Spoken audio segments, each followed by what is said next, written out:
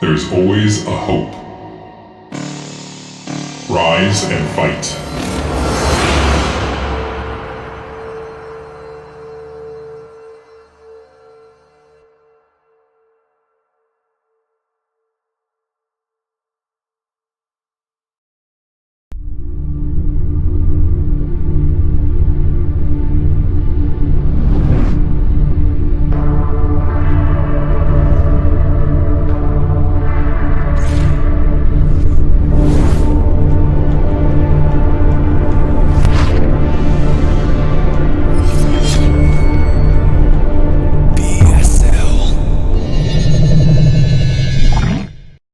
Going live.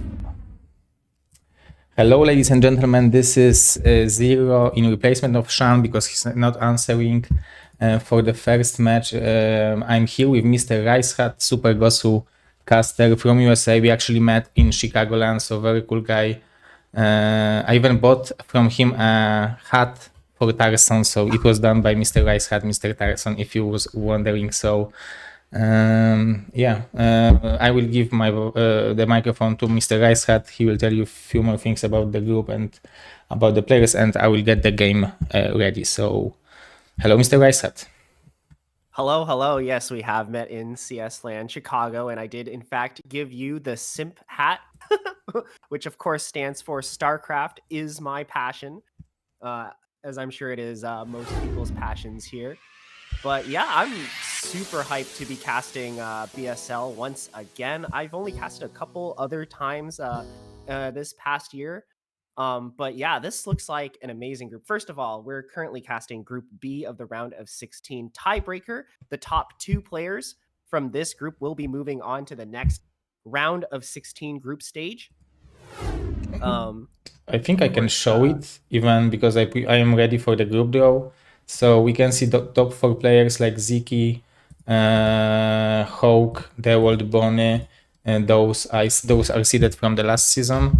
And we have those players who qualified from the round of 32 top 2 places. Gypsy Dandy, SPX Crossy, Zerg, Tarson, Tech, Semich, seeded in first basket. But 2 of them will go to the each group, and Terror, Kyria, and 2 more players from today will be joining those 8 players. So 12 of them will join 4 from last season. Yes, this is very exciting stuff. Of course, the people going into the round of 16 are what we would call the cream of the crop for foreign Broodwar players. And today we're going to be deciding which 2 players will be joining them.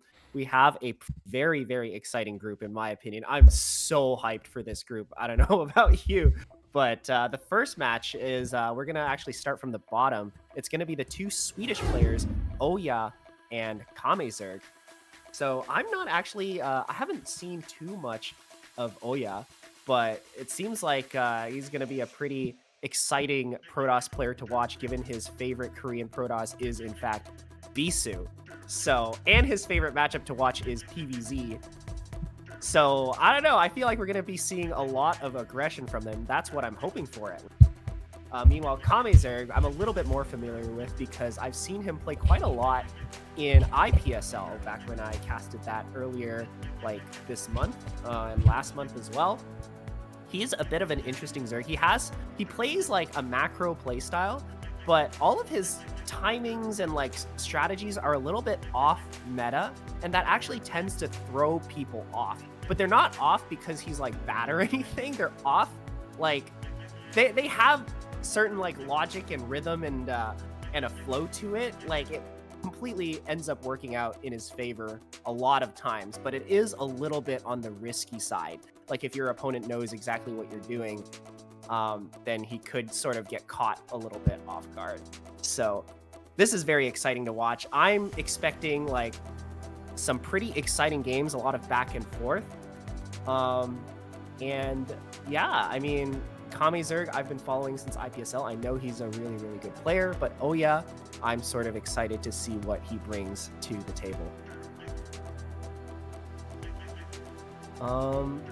I also think it's really funny his favorite Korean Terran is Firebat Hero. If anyone knows anything about Firebat Hero. He's a super funny guy. I think he's most well known for like after winning, he like won some kind of. It wasn't even like a finals or anything. It was just like some random like round of 16 or group stage game on stage, and then he just like went and took a dive into the ocean. Like he just like tore off like his jacket and just like dove into the ocean like in front of everybody. Like what a guy. So I feel like he might be my favorite Korean Terran as well. But yeah, because I haven't really seen OyA play. I really don't know who would take them.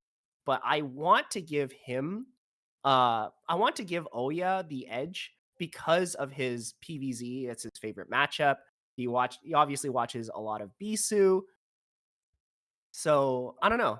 I might be a little bit biased, Mr. RiceHat, because I met Mr. OyA twice and he is super gosu guy. I was actually partying a lot with him in Thailand, and so fun, yeah. and he is one of the guys who is even capable of taking Bonyth and Dewalt, and he even took Dewalt in the Russian Cyber Games semifinals from 0-2 to 3-2. Which was for like $5,000, so a very important match. So when he's active, I think he's like top tier caliber player. Like so I'm very happy to see him back. Let's say. Wow, taking a game off of Bonyth and DeWalt is certainly not a small feat. I know a lot of people think Protoss versus Protoss is like sometimes like a dice roll or whatever, but like.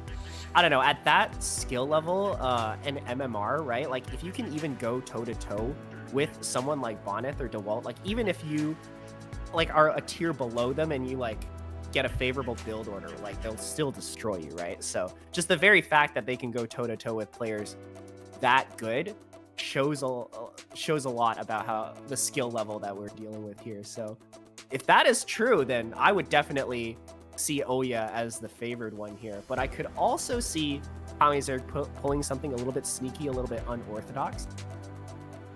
So we're just gonna have to see. I mean, I don't know. It sort of feels like OyA, if this is the case, he's probably favored to win the group. So the other two players are StRyKeR and Artosis. StRyKeR, obviously, one of the best, if not the best, North American Zerg player right now. So it would probably be StRyKeR and OyA coming out of the group. But my personal favorite, and I'm pretty sure this comes as a surprise to nobody, is Artosis. I really want him to win. I really want to see if he can pull something off. I think everyone wants that, Mr. RiceHat, and we are ready to jump to the game. So let's see OyA versus KameZerg, game number 1 on Litmus.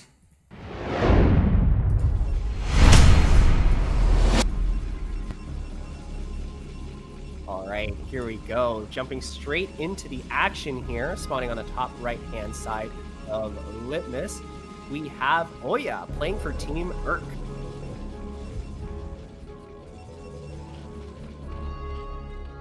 And on the bottom right, KameZerg, also from Sweden, seeing if he can pull out something interesting to sort of get an early win against I don't want to say superior opponent, but I think he is. You're definitely right that he's favorite here. I mean, what I'm saying is that he used to be very good, and when he was playing actively, he was able to win with Bonyth and Dewalt. But you know, the time has passed. He wasn't playing for probably like over a year or something like that. So the question is how much he improved, and like I mean how much he managed to come back to the shape. Where we know that KameZerg is playing actively, Artosis is playing actively. I think StRyKeR is also playing like semi-actively. I don't know how to say it, but I think OyA is just back. So let's see on what level he is. Because if he would be active, he would be definitely favorite. But let's see, because the evolution of the game isn't changing. Like it is constantly changing. So you need to adjust, and probably there are new things which OyA need to learn. Yeah, there's definitely a big element of de-rusting that you need to get over anytime you come back into a game like StarCraft, because on top of everything being so mechanically difficult, surprisingly, for a game that never gets any patch updates, the meta is actually also constantly shifting. So I'm excited to see this. OyA, yeah, I think, although honestly, it shouldn't take him, if he only was inactive for about a year, it shouldn't take him that long to get back into relatively good shape. Because... Yeah, I think so too. Yeah. Like, unless he just, like, completely didn't practice at all. I feel like a lot of StarCraft players will say, you know, oh, they've stopped playing, oh, they don't play anymore, oh, they're really rusty. But what that actually means is they only playing, like, 10 games a week instead of, like, 50. So I think it's definitely still possible that he retained a lot of his skill kind of in secret, just, like, casually playing. And once he, you know, gets maybe a week or two of, like, solid, intense practice, he can, you know, come right back in and start beating really good players again. Yeah, like there are players like Boa or like Gornish, like if you know that they will come back, it's like obvious that they will be on the very, very high level. Good touch, for example. I've also heard there are some players who just, they don't seem like they need a lot of practice to be really good. I remember like one of the earliest tournaments I was following back, like way back in the day, people were talking about how Draco like doesn't practice like nearly as much as anyone else, and then he just comes in and just starts wrecking like everyone, even when like, you know, he's supposedly out of practice. This is like really old news. I don't know why I remember. This is in my memory bank. This is like from 2010.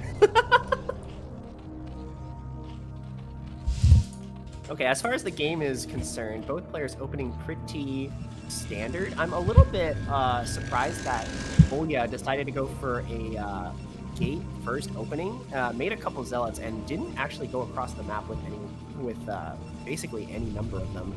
I'm guessing it must be because his probe spotted like a ton of wings already being made, so he's just like, okay, that's like not even worth it. I'll just stay home here. Or he could be gathering zealots for a much more powerful timing later on. Like we can see that with the constant production of zealots, he doesn't need to make a cannon, and he, instead of cannon, he spent this 150 on another gateway, so this is very aggressive, and Kame didn't spot it, and he was forced to make actually quite a big amount of, maybe that's not that big, like, but those things were here pretty early, right? So, but we have 3 hatches, so... Sorry, I was just gonna say, I guess if your probe spots 8lings being built, you're already pretty happy with that as Protoss. Yeah, I think so, but he feels very safe, and just making, will it be fast Citadel, or I guess it's going to be goons. Yeah, so the core is spinning, which I feel like you don't often see this early on in Protoss versus Zerg. So this does make me think that it's a goon build, especially since the Stargate hasn't even started yet. But this is also seems to be a lot of zealots for a goon build. But I don't know. We're gonna have to see. These sort of goon builds, especially if they catch Zerg off guard, can be really, really scary. And I think Kame might believe this is some kind of zealot attack, given that we're already starting our Spire. Yeah, and the response to this will be low eco mutas, and low eco mutas got eaten alive by 4 gate goons. So this is brilliant by OyA, but the sunken, one sunken will be there. Those are not +1 zealot yet, right? So the links will trade rather efficiently. There might be a good drone drill from KameZerg. He needs this drone drill relatively quickly, because if those zealots will get on top of the ramp, it's going to be hard to trade against them efficiently. And OyA is doing a great job escaping from this sunken and not taking any extra damage. Yeah, the Zealots have taken up a good position onto the high ground there. It's going to be so hard for Zerg to try to break into that, but not quite getting the full block on the ramp. 3 Zealots already into the main base here, causing damage, killing 1 drone, maybe 2 drones? All the gas drones. Wait, how did that drone die? It didn't even look like it touched the Zealot. But I think that's 3 or 4 drones already dead for Zerg, plus a ton of wings being made. And the follow-up Dragoons, I think, is going to catch him completely off guard. I'm getting really worried for Zerg. But it doesn't seem like he's going Mutas. And mass links is the answer, I think, to it. Or maybe, yeah, to a lot of goons. I wonder how he could have possibly known he was going goons after making that many, after seeing that many zealots come across the map. But I don't know. It seems to be the correct response. I mean, Scourge are made, and now that the first goons are out, it should be very obvious to Kame what exactly is coming his way. Sunkens are being built at each base, although those Sunkens seem to be a bit more like anti-zealot, like in terms of placement. But I think by this point, you just start pumping wings out of every hatchery, and you're kind of golden. This shouldn't be a hard hold. This is +1 weapon, but... Okay, we have 7 goons. We have no Evo, I'm looking, so this pressure really might hurt Kame in the late game, because we have second upgrade already spinning. 3 gases, so this is a pressure build just to get the Templars safely, maybe? He will make 4 Templars now and just make a big ball. Let's see how it will trade. So that is a lot of Zerglings, but now that the Zealots are starting to come up and reinforce, I think Protoss is going to be actually in a very, very strong position here. I feel like Kame actually threw away a lot of lings in that engagement, maybe not expecting the Zealots to come in from the back here. And I think he's going to be forced to make a ton of more lings here to try and defend this. And of course, every ling you make is a drone that you're not making, so I feel like Protoss is actually getting further and further ahead with these moves. And this Sunken against the goons, it isn't strong, and we have the Mutas actually. Maybe, I guess they are taking... Not like... Yeah, he's not target firing. Now he does. Yeah, unfortunately, people say that mutas do kind of counter Dragoons, but honestly, in these like low numbers, the Dragoons will usually still win out. But I don't know, I think Kame is actually very close to holding this. I think after one more round of reinforcements, maybe? Yeah, Protoss here would just be forced to pull back. But this was a very costly defense for Zerg. I mean, now he's bringing a lot of value to home. But OyA really invested a lot into that, and he doesn't have Robo, he will probably have to make Dark Archon. And if KameZerg will identify that, and it seems like he did because he's making more Mutas. Because if you don't see the Corsairs, Mutas is the obvious way of trying to exploit that, and we will have Dark Archon, it seems like.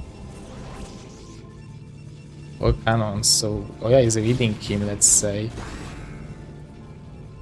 Yeah, I mean, with that many mutas, you're kind of forced to make cannons basically at every mineral line and to protect like every structure you possibly can. 2 cannons are actually present here. That's quite scary. Plus the Archon going to come in and chase away these mutas. That is smart of Kame to pull back in this situation. A Dark Archon, you're right, has been made here, so that's exciting. If we can catch the mutas in a maelstrom, then they're basically all dead.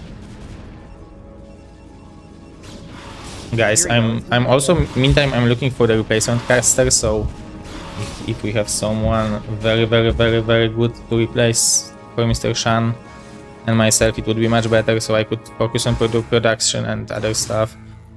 Yeah, if you and guys know OpSync. another caster, let Zero know. But in the meantime, I think these mutas have been trying to get a bit of damage, but not really finding a whole lot of success. I think they came up to the right-hand side here and killed maybe like 2 or 3 probes, which unfortunately isn't enough to bring them back into this game. And now the mutas are taking like damage on the backside from these goons here. Forced to make 3 creep colonies as well from the third after seeing the move out from OyA. Man. This is constant pressure. OyA is just not letting go. Yeah. OyA putting on a lot of pressure. I mean, this is the Beast kind of style of play we like, right? Like just maximum pressure onto the Zerg here. Oh my god, Maelstrom on somehow only on half of the mutas. I'm not even sure how the other half escaped there, but that was really good. from the Protoss nonetheless. There are a ton of Sunkens here. I'm not sure if it's even worth it for OyA to push in here. I mean, there is no more energy. If he will target fire the Archons with the Sunkens, he could clear the goons out.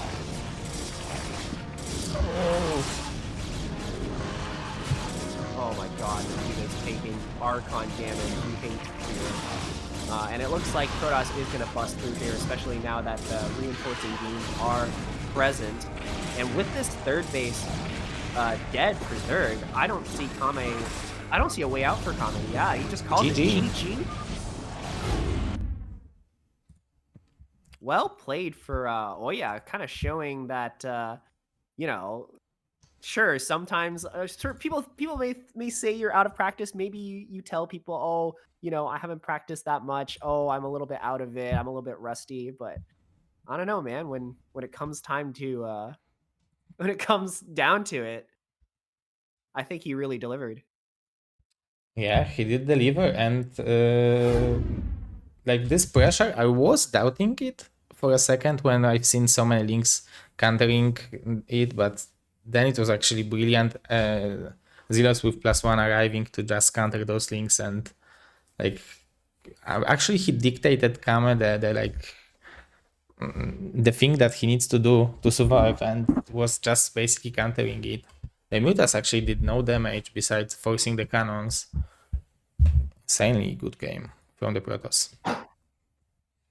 Yeah, OyA was really in control of that game. Just dictated the flow like every step of the way.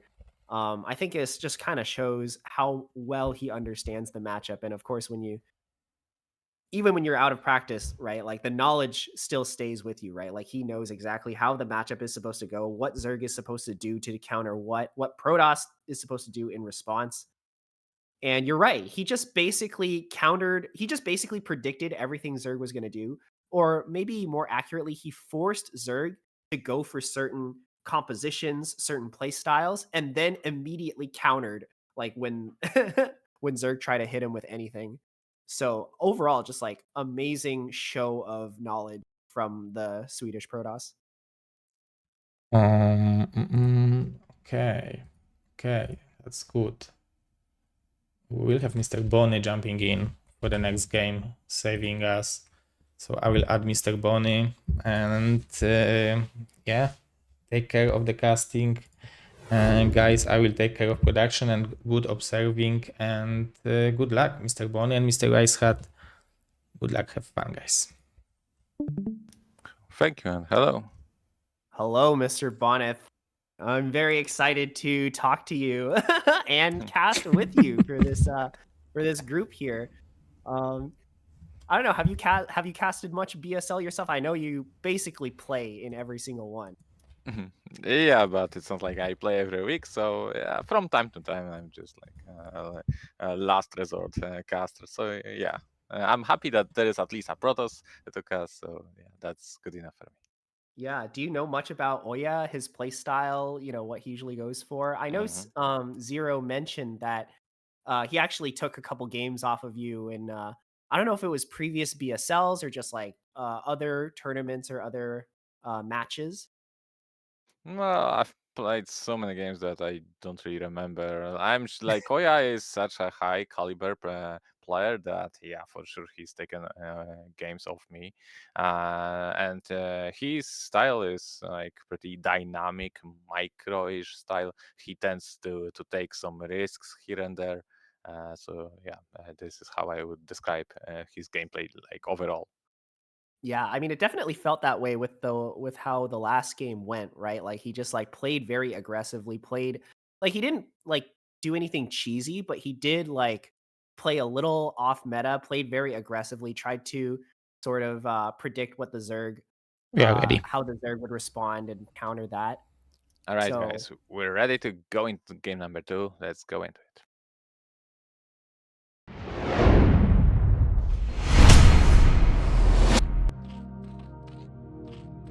All right, Bonyth, do you want to introduce the players? No, absolutely. Here we are on map is what is the map? Map seems like it's Polestar. We have in bottom left corner Swedish Zerg, KameZerg.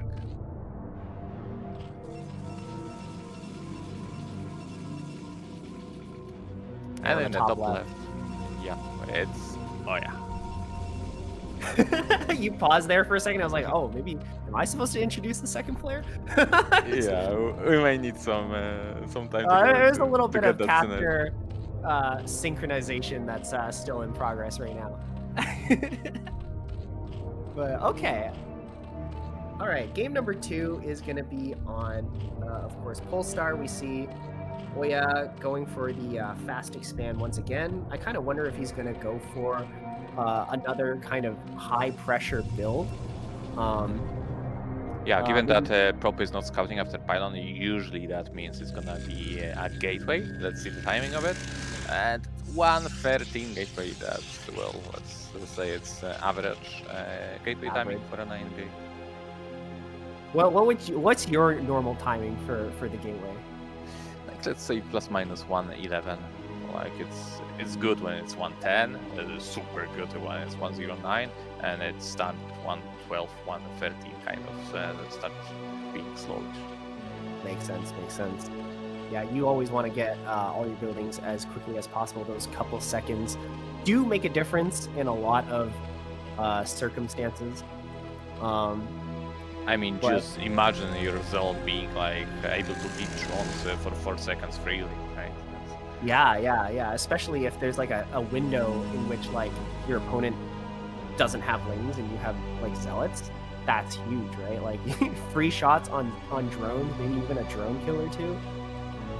All right, so back to the game. This is I love when Zerg actually skip the natural and expand elsewhere without trying to put the hatchery at natural because it may take so much time if Protoss really wants to block that position. So I like that from Kame, not contesting the probe, just go and put down hatchery elsewhere. Yeah, good decision from Kame here, and we're actually sending the lings out to try and search for this zealot and kill it here. But now that 2 zealots are out, I think Protoss should not have to worry about any kind of aggression that Zerg is trying to put on.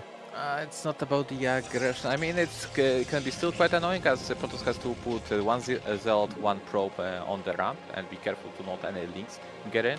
And at the same time, yeah, these links may try and catch the zealot off guard. So this is a very delicate micro here. But as soon as the third zealot joins, he'll feel more safe. But at the same time, it's really hard to move out with these zealots aggressively. So this is why KameZerg went for 6 links, only to make Protoss stay a little bit more defensively. However, if OyA sees that KameZerg returned home with all the links, he will definitely move out with his zealots. Well, it seems like you know what you're talking about, because we do see the 2 zealots moving out onto the map here. They are just kind of parked sort of in the middle here. I wonder if he just wants to send them away from Overlord view to make it seem like he could be attacking, just to sort of force lings out of Kame and make sure he's a little bit on edge. Definitely, that's his intention, and it works to some extent. But at the same time, Zerg is not too unhappy with it. I mean, Zerg understands that he needs to make some links to Gateway first build, because, well, there are more and more zealots, and Zerg needs to be ready at all times to face it at some point. So Protoss forced to retreat with the scouting probe here. We do notice that a lot of lings are in fact being built, so putting a cannon down just for safety here isn't going to be too tough on the economy, especially knowing how many larvae the Zerg has spent. Where we are with the cybernetic core tech, it's already finished, and again, we're skipping Stargate, Overlord sees that, so yet again, OyA is gonna maybe try to go for the same thing he did the last time. That is very interesting. I feel like skipping the Stargate and going going for Citadel builds is usually something that you kind of mix in a series, not something that a lot of players like to have as sort of their main build, right? Because Corsair is, of course, the much more standard opener. Yeah, definitely. Although, why not go for something that worked early, right? Even though Litmus was kind of like a unique map where you have access to free gases, so would that also explain it? So let's see what OyA has in mind with that late second asymmetry. It's pretty obviously it's going to be Zeld heavy build, but we see a Stargate, late Stargate thrown in. Maybe yet a little bit of a mind game from OyA. He's like basically showing the Zerg, oh look, you know, I'm going Cyber Core into Citadel just like last game, but doing something a little bit differently here. We also don't see the Cyber Core is spinning, so I don't think this is going to be Mass Dragoons. But look at that! Look at that! It's Hydra's. KameZerg doesn't want to participate in these mind games. He's just going what Zergs are known for, which is 973, lots of Hydra's.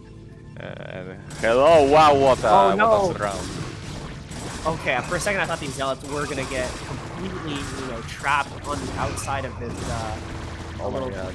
It's just one cannon. It's looking very, very bad for Protoss. When you have only one cannon versus this many Hydras, Protoss understands he's very low. Yeah, we needed to pull the probes a lot earlier as well. The Hydra's coming in and sniping this cannon, and the rest of them aren't even built. Oh, yeah. This is looking rough. I think Protoss might GG soon. Oh, we do have that one cannon in the back, but I don't think it's going to be enough to sort of defend this.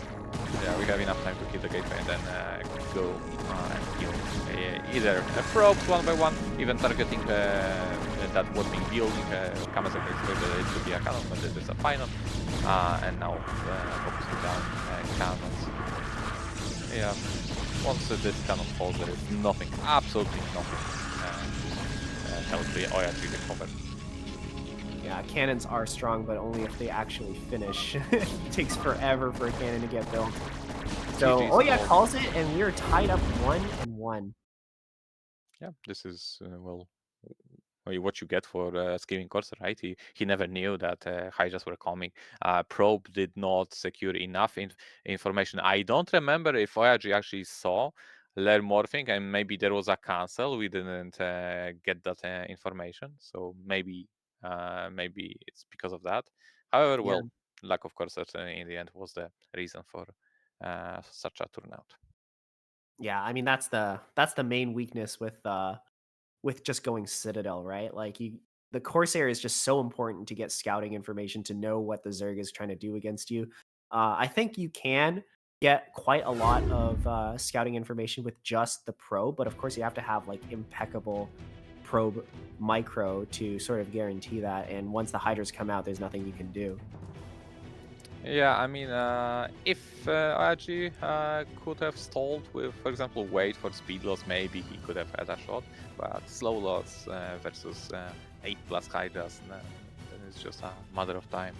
So yeah, I think it was also a little bit unfortunate that the Zealots were kind of caught out on the bottom right side. It's like it was good that, you know, they didn't get completely surrounded, but it was still like you needed the Zealots to tank in front of the cannons.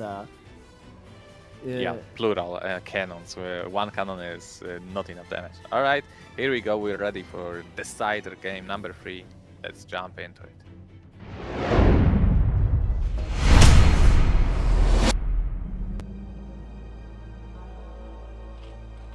Here we are, game number 3. We have KameZerg spawning as Blue Zerg in the top right corner.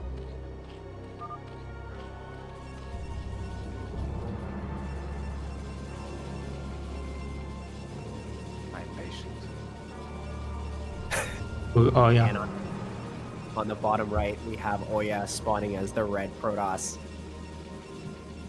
Okay, I guess we can just alternate.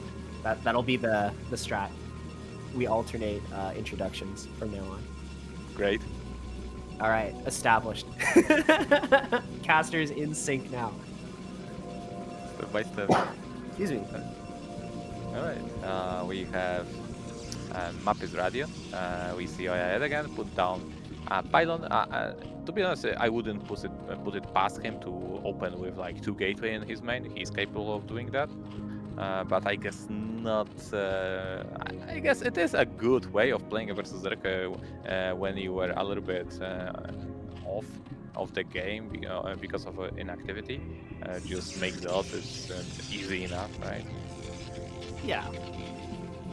Yeah, that makes a lot of sense. I sort of wonder if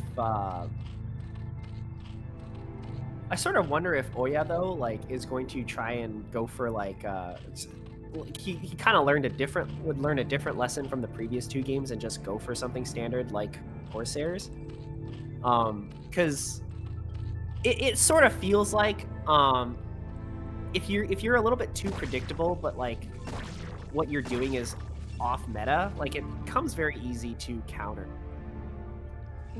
Yeah, it of course depends on the knowledge of that of the opponent. If he understands what he needs to do, then yeah, it's hard. But who knows? Maybe not everyone is all knowing, right? As KameZerg is definitely not a pro gamer who plays StarCraft 24/7, so there may be some things he doesn't know. All right, now this is actually important because KameZerg put down third hatchery closer to Protoss. Usually in these positions, Zerg more often goes for that 12 o'clock hatchery. That is an interesting choice. Do you think it's just something Kame just did out of whatever, not really thinking about it, or if there's a very specific strategy that putting your third hatchery this close enables, maybe the 973 hits harder because the Hydra rally is closer? Yeah, good question. Yeah, this is definitely gonna help a little bit for that 973 impact. But let's focus on the micro on the KameZerg's part. One Zealot headed towards Zerg's main. Meanwhile, Lynx in the Protoss natural. Let's see what because there is one Zealot less in defending, but no. Seems like OyA decided, wow, this is usually Zerg could be joining up right now, but KameZerg added 4 extra links here, and right now OyA's Zealot in the natural out of position. KameZerg is really doing well microing and multitasking on both fronts. Oh no, 4 Lings are already in the base here. This game is already very chaotic. He kills the Zealot in his base, but now OyA has to deal with these 4 Lings here, and oh my god, 4 Lings inside your base as Protoss, you're never happy with that. Although this is a really good drill here, already snapping the necks of 2 of the Lings here, and all of a sudden this suddenly doesn't look so bad for Protoss, but we need to recognize what is going on here. More Lings are streaming across the map, but after being spotted, they do decide to go. I think this game will not last longer than 5 minutes. This is getting so chaotic, although OyA comes back with the Zealots. Yeah, it's definitely very sensitive position for Protoss to be in. He's only on 1 gateway. Meanwhile, Zerg can produce almost from 3 hatcheries right now. So yeah, look at that. It's links. Those OyA recognize. I mean, he's got no scouting information. He needs to decide what he wants to do. Does he want to put down Cybernetic Core, or is he gonna rush cannon? He's rushing. Yeah, so Cybernetic Core is there. So let's see if actually OyA can hold on to that wall in before actually KameZerg is not using these links offensively. Yeah, that looked like a lot of Lings being built for Kame, but I think this game at this stage is just so chaotic that the players are just scrambling to not die. I feel like this might be a point where both players just collectively both decided, okay, let's calm down and try to play a macro game. Because they're also afraid maybe the other player is trying to go for some kind of aggression and end the game early on. If I just built units and stayed at home, then I'll survive and eventually win. But yeah, it definitely still looks very scary for OyA, just because the map is so dark for him. He has no idea how many Lings the Zerg's built, what they're teching into, if they're teching at all, if they're droning. We have no information as Protoss, so we're just playing blind here. I mean, we did have that one Zealot for a while, but not quite long enough. to see what's gonna come for him. So a little bit of guessing game for OyA at this point, and it certainly doesn't look good for him because KameZerg's fire is on time. So I'm a little bit worried here for OyA that Mutas will just pop out and fly to his base, and there won't be even a single cannon, definitely two. But let's see. OyA, surprise. Yeah, I'm also getting pretty worried for OyA. We are moving out with these zealots, and we spot that there are not really that many things out on the field here. So I think as OyA, we can pretty safely step into the next part of our game plan. But yeah, you're definitely right. This Spire might completely catch is OyA sub off Gosu guard, for and if it 33 does, months. Sweden the game FTW. could simply end right then and there. That being said, when you see speedlings, and definitely when they're moving back, that means Zerg opened with flare. So he should get at least a hint. Links being popped, splitting zealots here and there. Good job, OyA, multitasking. Let's see. On the other front, we have 4 zealots, King the Sunken, but Mutas are already out. This is exactly the scouting information we needed as Protoss here, and getting a little bit of damage done is good for us, but this was a very, very, very expensive scout here. We're losing basically every single one of our zealots, essentially just to see what Zerg is doing. Yeah, this is like a 95% win chance here for Zerg player. I think like right now a Zerg can just drone for like good 2 minutes, and Protoss won't be able to do anything about it. Okay, we are getting a good amount of damage done, surprisingly, with that zealot. They're managing to kill an entire drone by itself, but actually double Stargate behind here. OyA is really sort of banking on Zerg just going mass Muta, like Ogre Zerg style. Yeah, this is good. This is good. Trying to catch up with Courser count by adding a second Stargate, and at the same time he's got like 4 gateways, so he'll be able to rebuild his lost zealot pretty quickly. So if there is a chance for OyA, I think it's in that surprise attack, and hope that KameZerg will drone up and put down 6th hatch. It seems like Kame is going for the Hydra Den and adding some Sunkens back at home. But now that the Mutas are in OyA's base, he should be able to know everything that he needs to know, right? Sees the double Stargate, sees the gateway count, now deciding to leave here. I don't know, Zerg also is working with like basically full information. The thing is, it's hard for the Zerg player to recognize the exact situation, and among that is probe count.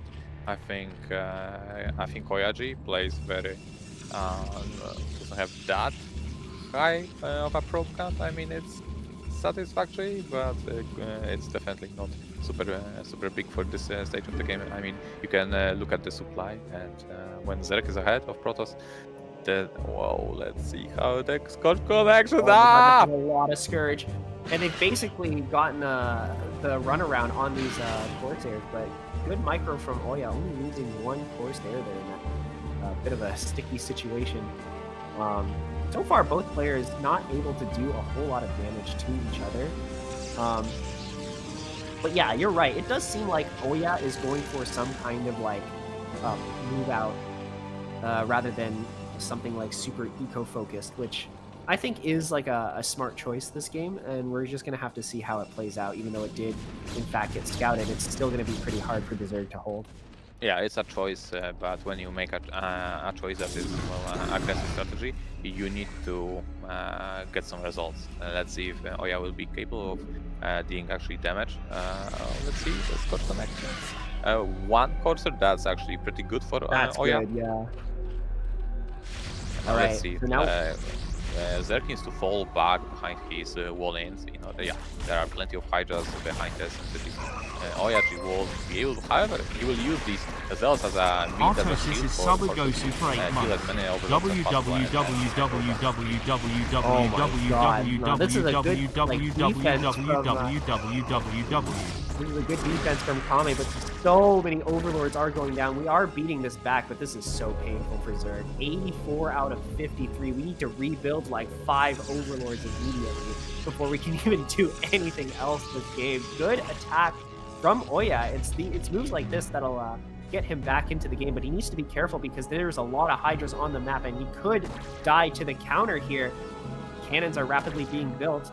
But the Zerg is unfortunately being distracted by the runaround here. I think these Corsairs are looking to get a lot of extra damage done.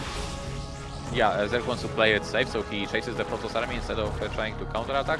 Archon was made, so OyA is not looking to stop. He's gonna continuously play aggressively, and he finds damage. A couple of Hydras here and there. Overlord, another taken down, and chasing all these mutas. However, the Corsair count is now 4. That's below the critical amount where he can safely travel. And so now, if KameZerg decides to make an extra scourges, they'll be able to snipe the Corsairs. Alright, that was a little bit of a scary situation for both players here, but I feel like they've both started to stabilize. Unfortunately for the Protoss, though, Zerg, the stabilization is not what you actually want, because you needed to get a lot of damage done with that attack. We committed a good amount to that, especially of like, like making the Archon instead of making the Archon instead of banking energy on the Templar and committing that many resources to Corsairs, which we are losing right now. Every single one of them is dead. Oh my god, and Zerg is just continuing to mass up Hydras here. I think the game is rapidly slipping from OyA's grasp here. Yeah, and now there is that delicate situation for Protoss where he needs to go with the army, Zeld High Templar army, but there is so many angles for Zerg to snipe these High Templars. It's a really tough situation for OyA. Oh my god, one actually goes down right away at the cost of only a single Hydra here.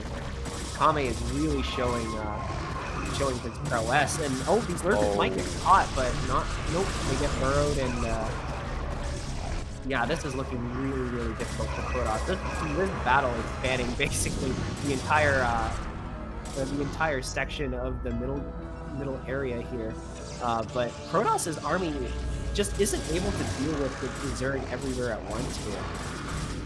Yeah, exactly. Protoss is happy to split Zerg army like that. However, at the same time, OyA doesn't have. Oh my god, hold position lurkers, guys! So much damage! Oh my god! Crazy amount of damage on these Zealots here. The Dark Templar immediately going down, and these Zealots are so low, they're not going to be able to get any damage done here. I think Kame has done it. He should be able to easily finish off this game. Absolutely. I mean, I'm sure OyA knows, but he'll still try because it's the third game, so he's gonna. He wants his super dead. Even the forward burrowing with the lurkers, he doesn't even care that they're clumped. Immediately sniping the High Templar. This small group of Protoss should be able to get cleaned up very easily by the Hydras.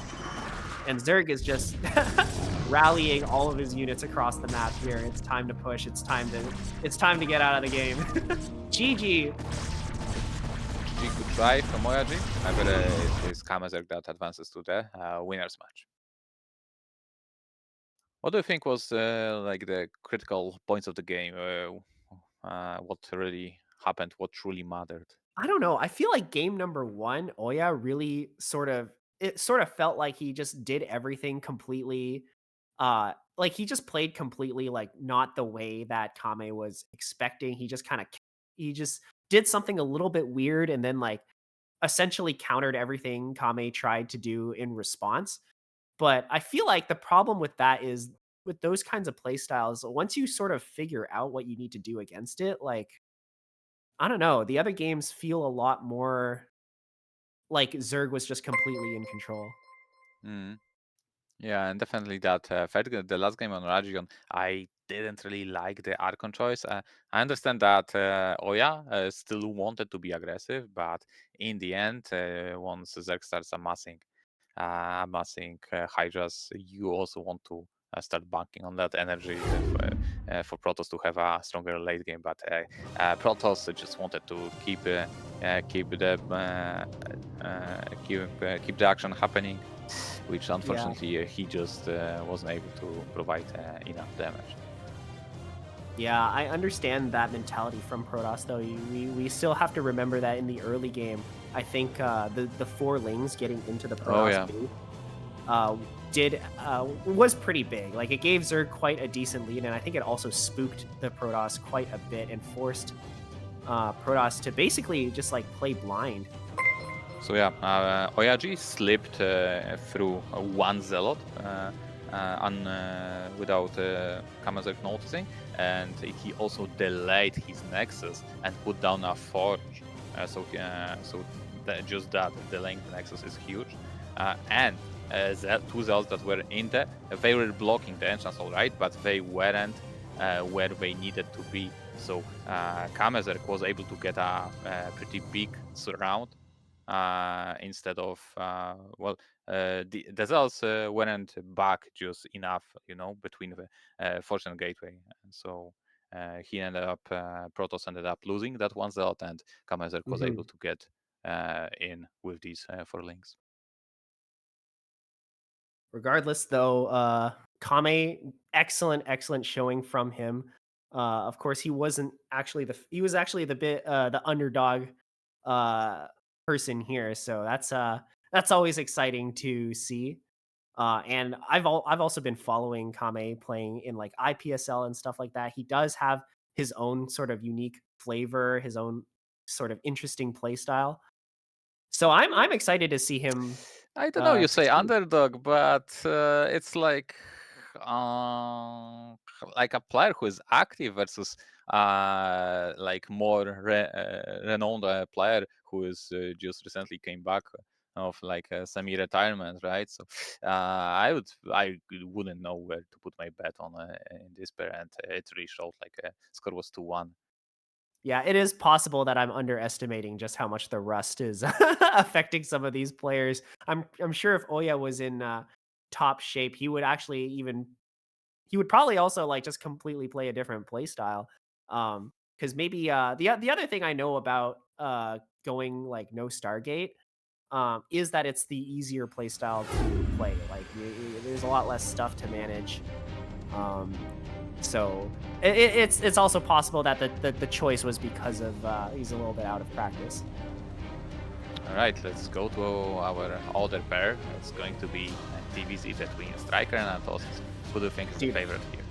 I'm so excited for StRyKeR and Artosis.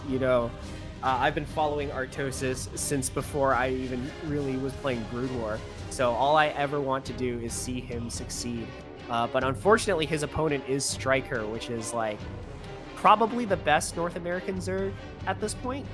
And I also know that Artosis doesn't have the greatest win record against StRyKeR. Like I've seen them play like a lot of games at this point, and he has managed to take games off of him, but very rarely do I see Artosis actually beat StRyKeR in a best of 3, in a best of 5, in a best of 7 scenario. Yeah, I would also bet on StRyKeR, like a safer bet, but Artosis definitely has like I don't know. Let me bet 65 to 35 odds.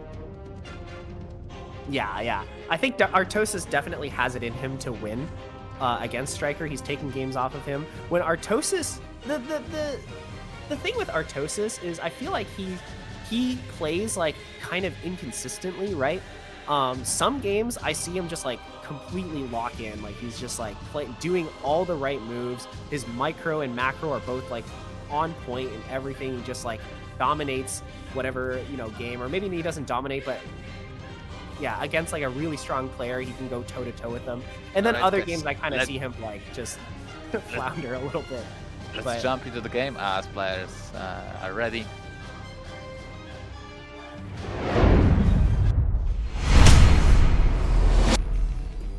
Here we go, guys. This is the match you guys wanted to see, and here we are. We have Artosis, Bonyth, in the top right corner as red Terran.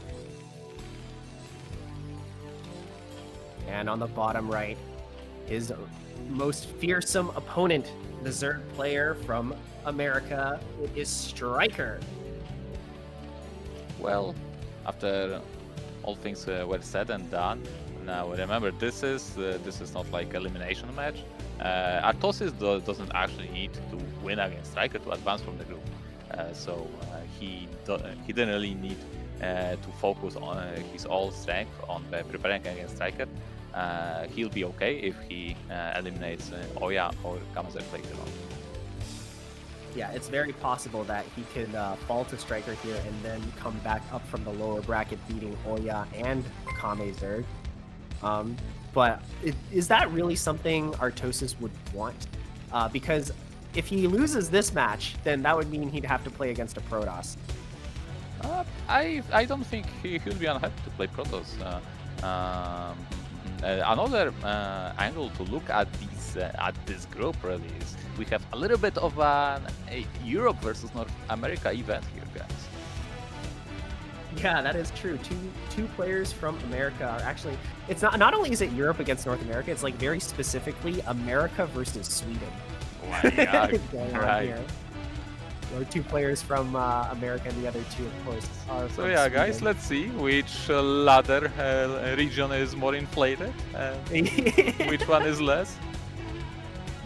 Oh, I don't know. I mean, I feel like we could see it go either way. Like, there's kind of two.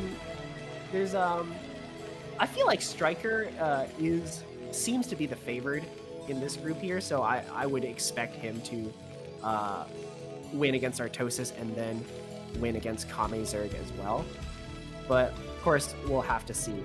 And I do also think that Artosis, despite the memes and everything, would not be unhappy playing OyA in the lower bracket finals, or just not the finals, like the lower bracket.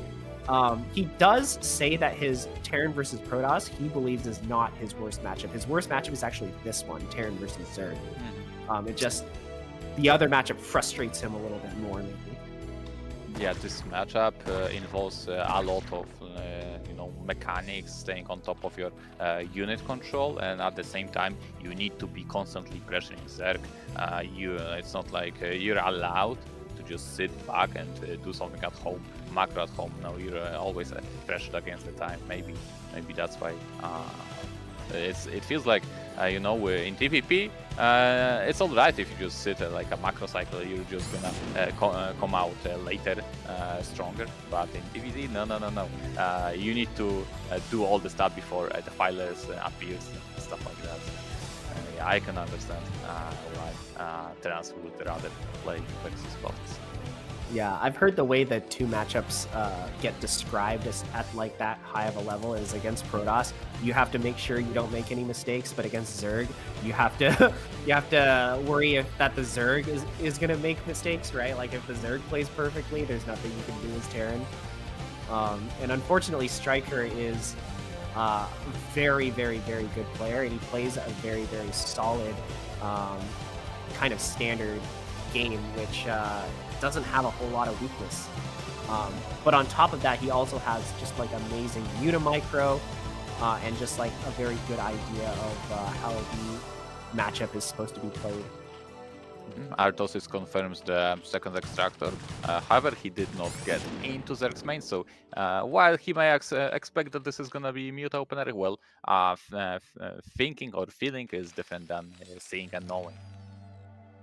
Yes, that's for sure. But I think StRyKeR himself is a pretty stock standard player. He's actually very similar to Artosis. He likes playing the very standard, very meta sort of game. So I feel like as Artosis, you could almost safely assume that it's probably going to be 2-hatch Muta. And that is kind of what Artosis is going here. He's just getting his academy as fast as possible. He got his first medic out. He's going to try to move out and put on a little bit of pressure just to keep Zerg honest. And just play this for out. links, backstabbing, there's a one firebat, but one firebat is not going to be enough to put well, actually there are two firebats. Two firebats should be more than enough to deal with this. But let's see if it can actually get any damage done. Nope. Good reaction from Artosis, and he scans and sees 2 Sunkens. That is a good amount of damage for that group of Marines. But now he's actually moving towards the third base. If he catches this third base, from StRyKeR here. This is actually kind of huge, and it's definitely worth the trade here. Perfect read from well. Artosis. First, forcing 2 Sunkens, which costs a lot of money, and then forcing a cancel on hatchery. So these guys really did the job done. They need to evacuate ASAP before Mutas get there.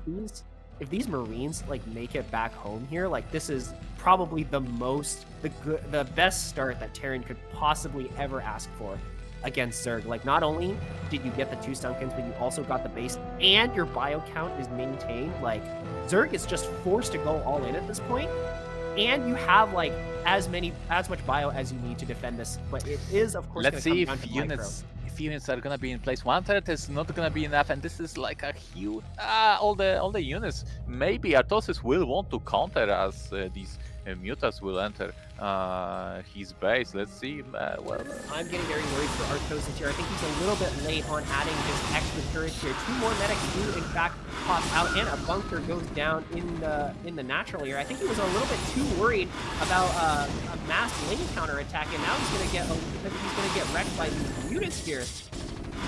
oh yeah. But okay, he does seem to chase back this initial muta count, which is very good for him. And Zerg still hasn't retaken another base. So I do think StRyKeR is going to try and go for a muta all-in, and all Artosis really needs to do is keep adding turrets and survive. No. It's not like a complete all-in, as StRyKeR is adding a third hatch. Bear in mind, Zerg has access to third gas at the same time in the main base. So... Oh yes, it's Litmus, right? You can just like go for 3. You do have 3 gas mining off of 2 base here, so not nearly as all in as maybe it would be on any other map. Not in the least. Right, here we go. Some harassment. StRyKeR is not losing a single muta yet. Very well placed engineering bay from Artosis. And now that was wow. That is a lot of damage taken on these mutas here. Artosis is actually kind of completely in control of this game. I'm getting a good feeling from this. I think he's playing absolutely amazing. At the same time, it's not like StRyKeR is playing macro at the same time. Like he's only posturing. Like he's, as you can see, the muta count stays the same, so he's not adding right now the mutas. He will eventually to deal with the mutas on the map. And the question is when he's gonna attack to lurkers. How does he want to stop the moving out marine, medic marine forces right now? He needs to deal with them because he. Oh, look at that! Artosis scanned the Zerg's third base. StRyKeR saw that scan and cancelled the hasher. Oh my god, Artosis. Now moving out with his small group of Marines here. Zerg does not have a whole lot of mutas to try and contest this, and there's a ton of turrets up in the main and the barracks area. So I don't think these mutas going for the counter is going to get a whole lot of damage done, especially since they're already hurt. But we're going to try and go for it. Oh my god, Artosis is actually catching a bunch of mutas, trying to reinforce here, and the repair on the turret! Oh my god, gonna keep it alive for a really long time, but it does in fact go down. 3 turrets are actually up on the top half of this mineral line here. We're gonna try and use that to protect the remaining FPVs here. Artosis is actually forced to turn back with his main army here. I guess once you scan and see that many Sunkens, you don't really have another choice. Like, there's no way in a million years that you can actually bust that. But yeah, Artosis exactly. is actually going for a machine shop on the tank. I think we're going to see him try to do a tank push here. At this point, Artosis needs to constantly check Zerg's bases and deny that threat at all costs, as he's also taken quite a lot of damage from these mutas on the awareness. Yet another wave of muta attack, and this is already a lot of SCVs. And Medic Marine, I mean, like, not quite in position to deal with these mutas. Yeah, the bio a little bit late. I think they must have gotten stuck up going up the ramp or trying to wade through the Sim City here. 2 bunkers actually out for Protoss or for Terran. He's a bit afraid of the lurker sort of counterattack that he thinks is coming. Yeah, definitely. It seems like, I don't know, maybe some macro cycles were missed, because once Artosis was out on the map, preventing that third hatch, he basically had no marines to deal with mutas that counted. And yeah, that was the really winning condition, I'd say, dealing with the mutas once he cancelled that third. However, he wasn't able to do so clearly, and now we're in the position. I mean, it's still not a bad position for Artosis, and it's essentially still 2 base versus 2 base. Yeah, this is still a good position for Artosis, but I'm getting increasingly worried because he's not out on the map. Zerg has completely taken control of like basically like 80% of the map, just from the 3rd base downwards. And now that we're getting Hive Tech and Defilers, like all we really need to do is just get a bunch of Lurkers and a Darkstorm out in front of the natural, and that should be enough to basically end the game. But here we go. Artosis is going to try to push out first. The Science Vessel is out, as well as 2 tanks, maybe a 3rd coming on the way soon.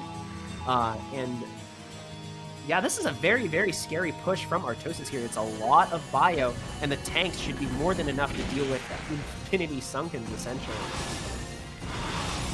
Oh my god, StRyKeR diving back in here. His muta control is, in fact, impeccable. Killing the 2 turrets down there as well. But at the same time, StRyKeR forced to move away with the Lurkers here. We're going to need to defend this perfectly. Yeah, now that the Defilers are out, he's kind of going for all-in move here. He wants to kill their cat. Oh, keep the vessel alive.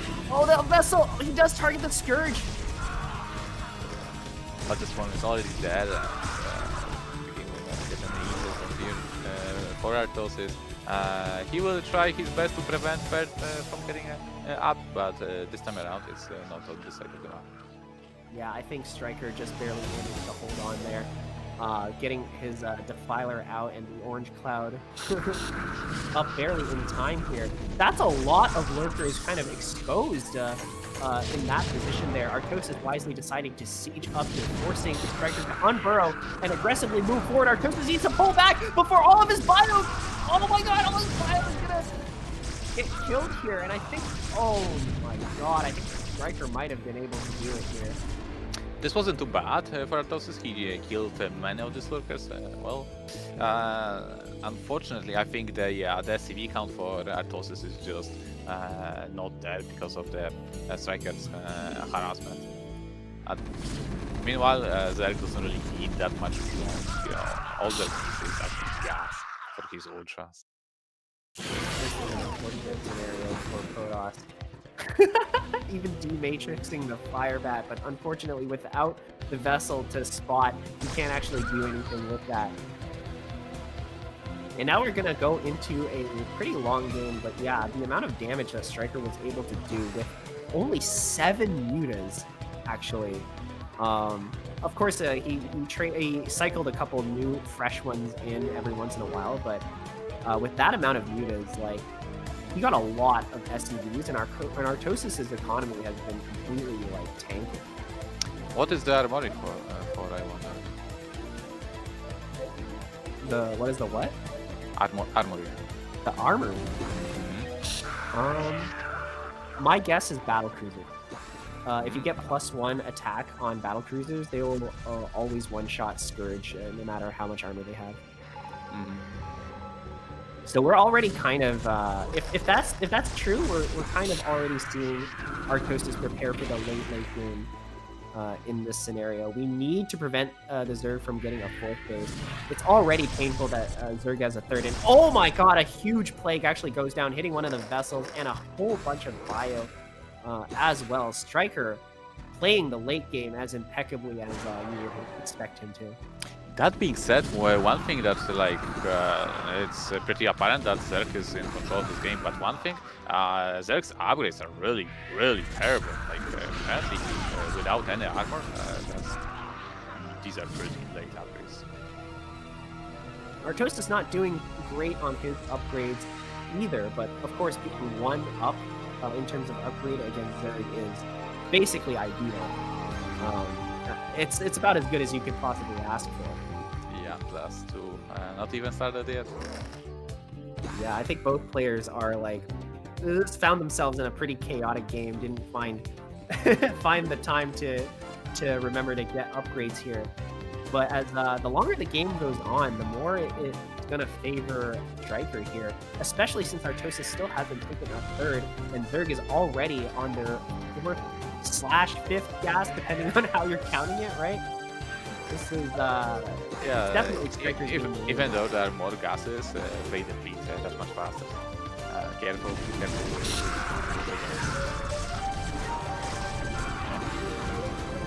is a good little move out from Artosis here, but he needs to be careful dealing with these lurkers here, especially since a lot of his units are plagued. He can't afford to lose this much bio with 4 ultras barreling down on him. Yeah, there is basically almost nothing Artosis can do at this point. Zerg's upgrade are the same of Terran's upgrade. Yeah, he knows that. GG. I think that was a bit of an unfortunate game for Artosis. Like, everything went well for him in the beginning, but I think he and me both might have underestimated the power of Litmus's double gas. Because I mean, if I was in that situation and I was looking at it, like kind of from the Terran's perspective, I was like, damn, we're on 2 base and they're on 2 base. Like, we should be winning like very comfortably. But the extra like gas mining from the double gas in the main really does make a difference. Yeah, it does. Unfortunately, it's one way of putting it, but in the end, like after Artosis forced a cancel on the third base and scanned the natural and saw this many sunkens, what thoughts need to cross your mind? Zerg is gonna backstab me one way or another, and I need to defend them. And the defense for Artosis was just not good enough. Well, in the end, Artosis was left with too few SCVs to macro comfortably from. Yeah, if you see that many sunkens, there's basically nothing you can do with a bio ball to try and break that. Although his decision to go for tanks is correct.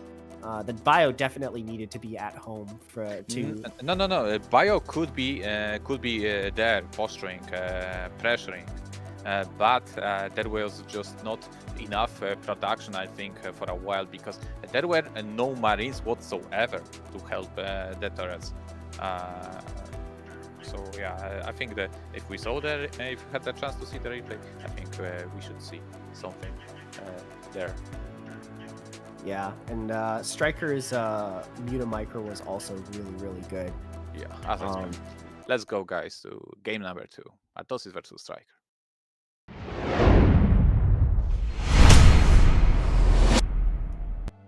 Alright, here we are. Game number 2. Again, Artosis tied up the series. We have StRyKeR spawning as Blue Zerg.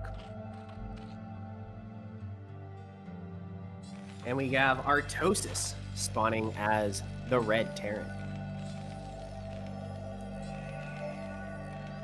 I feel like that last game, if I was in Artosis's position, I would be pretty discouraged after it kind of feels like everything went right in the early game and we still couldn't close out the late game.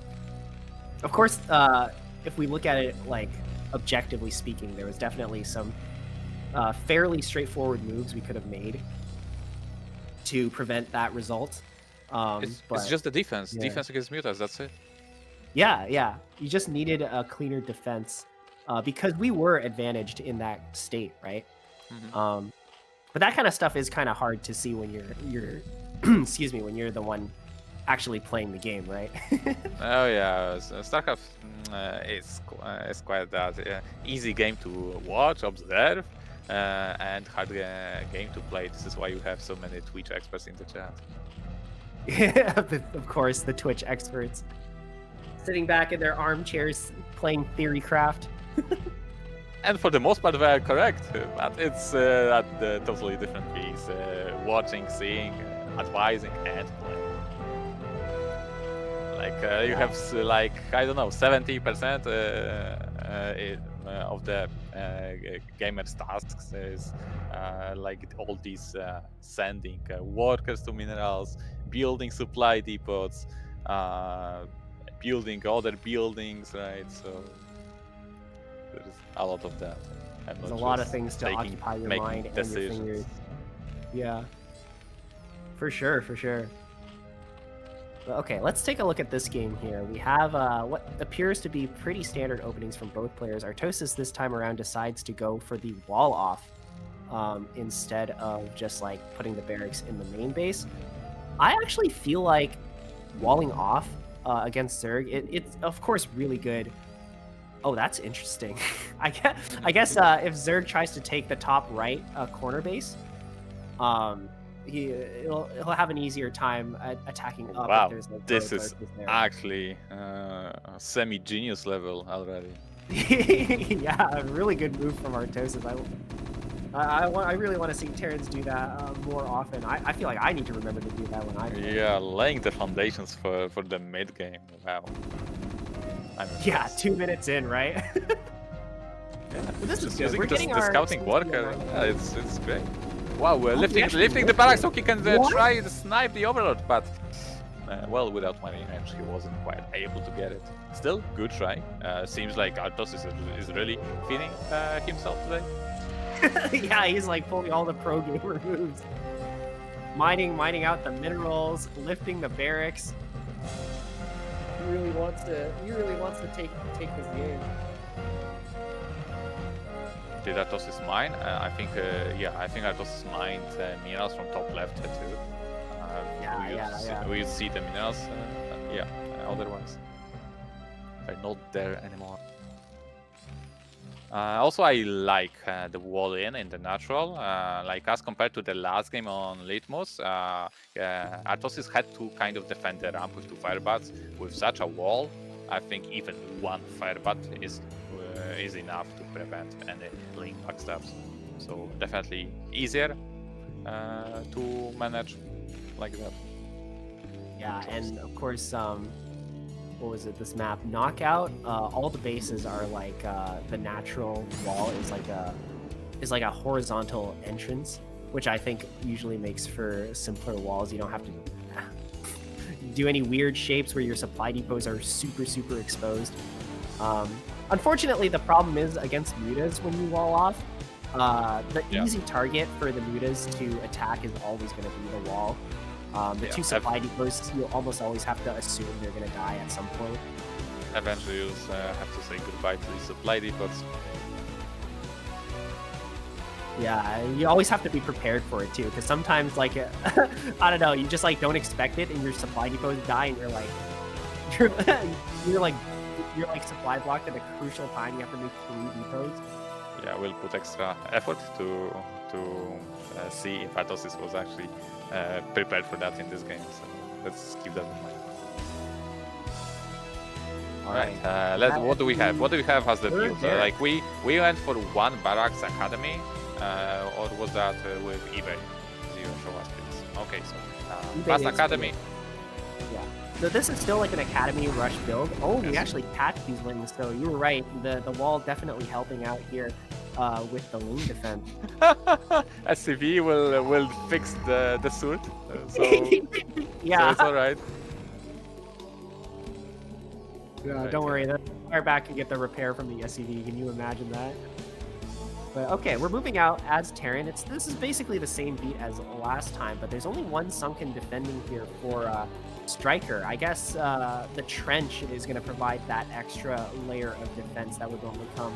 Yeah, and it does pop a little bit faster as compared to the timing, Terran timing move out on the map. So 1 sunken will suffice. Yeah, and now that the mutas are out, Terran will be forced to pull back regardless. The turrets are in fact being built. I think they should finish easily in time for the mutas, and the mutas aren't even going to try and get to the Terran base as fast as possible. They're gonna instead look for this firebat, who I think StRyKeR just like has spidey senses and knows Artosis is sending this out. This is what happens when you play against someone so many times that you know exactly what they're thinking at all. You just like become spiritually connected. You're like, I know Artosis always sends out his firebat to the other corner, so I'm gonna look for that instead of trying to get damage done by you. Good catch here by Artosis. Now StRyKeR is not really powering on the mute account, so he was he wanted to stay on 7 mutas to be able to one-shot SCVs, but right now he's on 6, and as he's not rebuilding mutas, he'll have to be passive right now. Yeah, StRyKeR actually playing this very defensively, going for fast tech, fast lurkers as well. And Artosis this time around, like, played the defense a lot better, and StRyKeR playing it a lot more passively. So we're gonna... I don't know. I think there were holes. It's just that they weren't exploited because of defensive posture of StRyKeR. But yeah, very often Artosis Medic Marine army is in the natural and take a long time to get up the high ground. Alright, StRyKeR is rebuilding some of these mutas to be able to contest Medic Marine in the open. Good micro by Artosis here, was able to catch one of the mutalisks.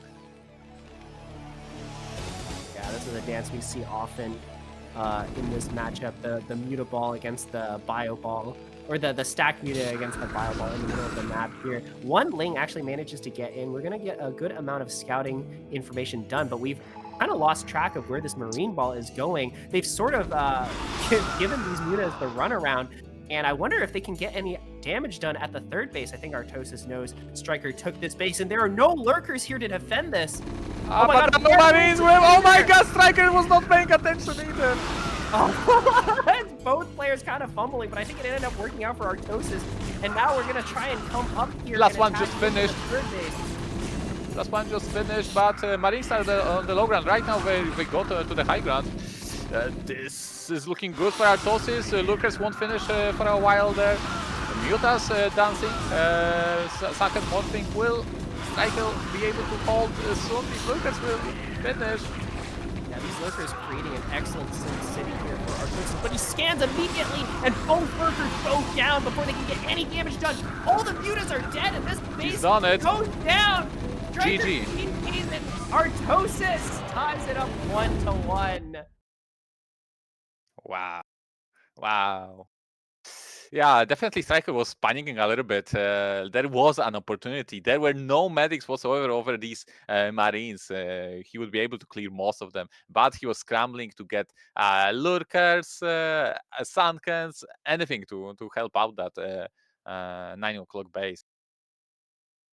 Yeah, there's definitely a lot of scrambling done from both sides. I think it's really funny. Like, a lot of times when you're like moving out with Marine and Medic, and I don't know, something in the AI or the code like glitches, and your Marines just stop responding to commands. They just stand there. But that ended up working out for Artosis because StRyKeR like somehow flew like all of his mutas over top of the Marines that were all just standing there.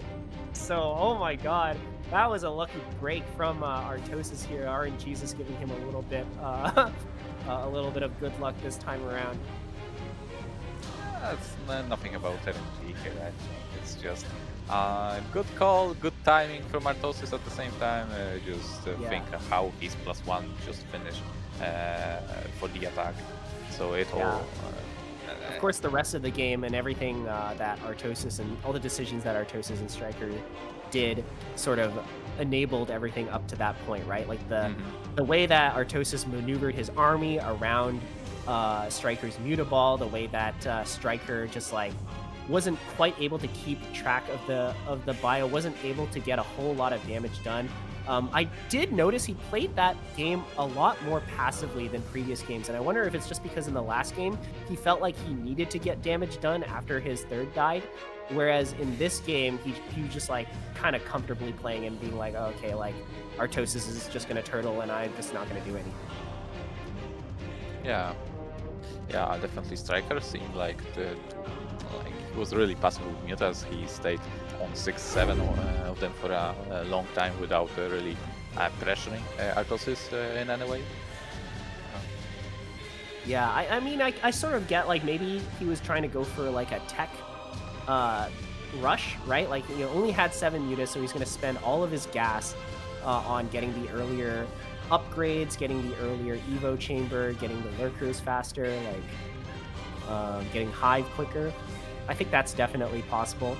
But yeah, I don't know, it didn't work out for him. Artosis played the mid game very correctly.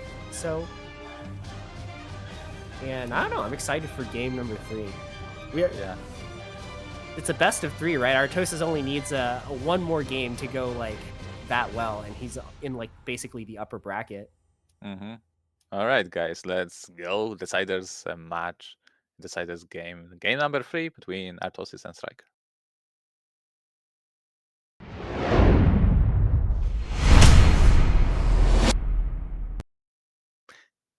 And here we are.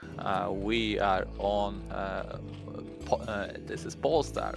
We have StRyKeR spawning as blue Zerg in top right corner. And on the top left, the people's champion. It is RT underscore. RT underscore. Who's gonna win? I mean, we certainly have a fan favorite here, even though it is unfortunate that it's like two American players have to kill each other immediately. But I don't know. I'm excited either way. I think could in fact go either way. Artosis showing that he's definitely in good shape today. He has the ability to beat someone as good as StRyKeR. And StRyKeR himself, I think showing that his playstyle or his comfort playstyle may be a little bit too passive for someone like Artosis. That being said, this time around, I will favor StRyKeR's position because as Artosis has spawned in top left, he will have to be ready against mutas everywhere. Main base like mineral line, barracks, and maybe a little bit less in natural, but you also always wanna be ready in natural as well, right? As you have that cliff over. So I think positions favoring StRyKeR a little bit here. Yeah, although the one good thing that Artosis has going for him spawning in these positions is that his natural is sort of facing downwards. So if Artosis' natural was towards StRyKeR, then the mutas are extra strong because they can defend and attack the natural basically at the same time. At the same time, you can basically put a lot of effort into building like lots of turrets in natural, and you'll be like good to go, right, with minimal amount of turrets in the main base. So yeah, it's agree, a trade-off. but at the same, yeah, exactly. This is definitely a better position if you want to play really aggressive as Zerg, but I think StRyKeR is not really an aggressive Zerg. Like, we saw him go for something aggressive in game number 1, but I think it was only because he sort of felt like he was forced to, not necessarily because that's what he wanted. I think the last game was more indicative of the playstyle that StRyKeR actually likes to play, which is very defensive, get his third base quickly, get his tech up really fast, and play the late game Defiler. Yeah, there are two types of players. So one player makes the game comfortable for them, and second type of players make the game uncomfortable for others. Yeah, that's a really good way of describing it. Yeah, StRyKeR definitely in the first category. Yeah, is the like making the game comfortable for himself category. But unfortunately for him, that's also the category that Artosis is in. He likes making the game comfortable for himself as well. And it seems like, and it sort of seems like when Artosis is comfortable, he's stronger. But when, when they're both comfortable, Artosis is stronger. But when they're both uncomfortable, StRyKeR may be a little bit stronger. Yeah, true.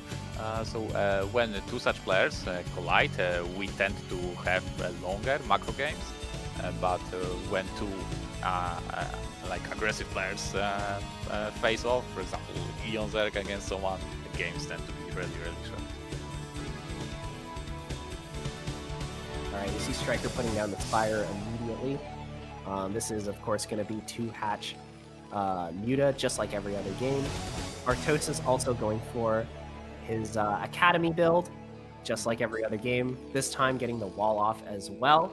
So I think both players are going to try their best to repeat game number 2, but I think StRyKeR is going to... Well, we'll see how StRyKeR adjusts, because obviously he can't do exactly the same thing again. Something definitely needs to change for him. To be honest, I like the confidence from both players. Well, it's like they're saying, I'm gonna beat you in a normal game. I don't need any tricks. I'm the better player. Yeah, I do appreciate the confidence as well. I'm just wondering how, like, because obviously the game plan is a good game plan from both players. It's just like very minute details in terms of execution that would need to be changed, right? Like, why are StRyKeR we allows- lifting the barracks right now? What's the purpose of it, I wonder?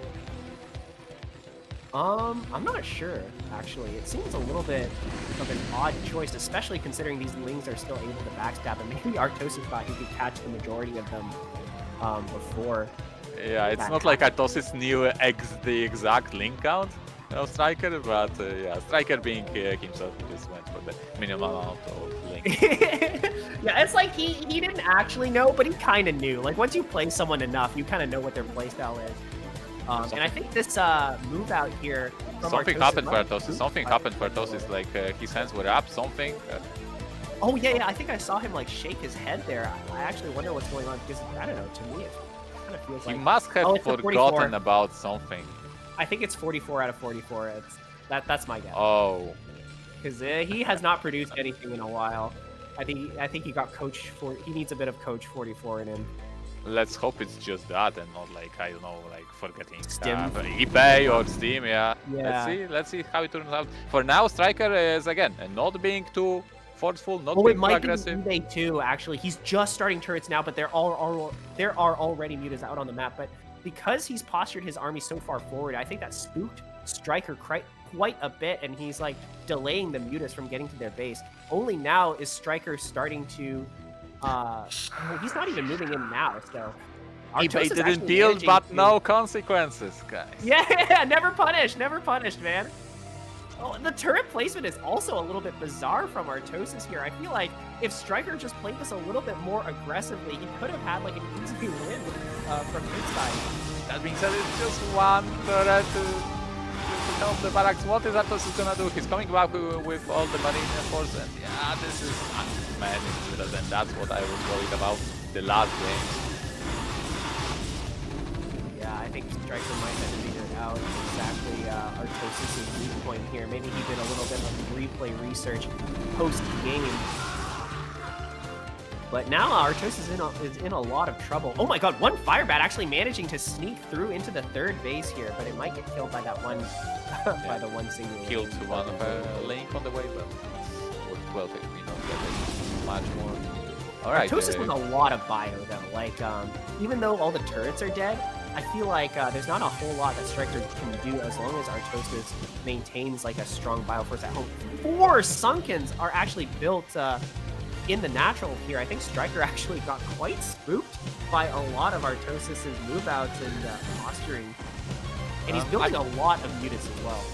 Yeah, I think he just wanted to repeat the same history from game number 2, but Artosis didn't pull the trigger. He pulled back from his Medic Marine Force. Let's see yet again, one turret only, and this will cost a lot of... I think Artosis right now is just all in. We kill StRyKeR or we trying to repair. I don't know if Artosis can actually break through the natural. There are so many Sunkens there. But unfortunately, he's kind of put himself in a position where he has to do it. Like, basically, it's do or die right now. We cannot afford to spend any time killing these Overlords. We have to go now before more Sunkens are finished, but I don't even know if this will be enough to kill 4 Sunkens here. We don't have 4 medics, but the 4 medics we're kind of lagging behind as well. I think Artosis might just barely break through the Sunkens here. It'll all depend on how StRyKeR might play. Yeah, new Sunkens being built, mutas coming back. It's not looking good for Artosis. GG. Oh, he's not happy, guys. He's not happy about that game. Yeah, I feel like a lot just like of random stuff went wrong for him in the mid game. Like the eBay was late, which forced him to push out. Of course, it Alright, didn't actually one thing, we gotta clear something. In my opinion, the only Okay. random things in StarCraft is scouting and missed chances versus high guns, for example. Okay.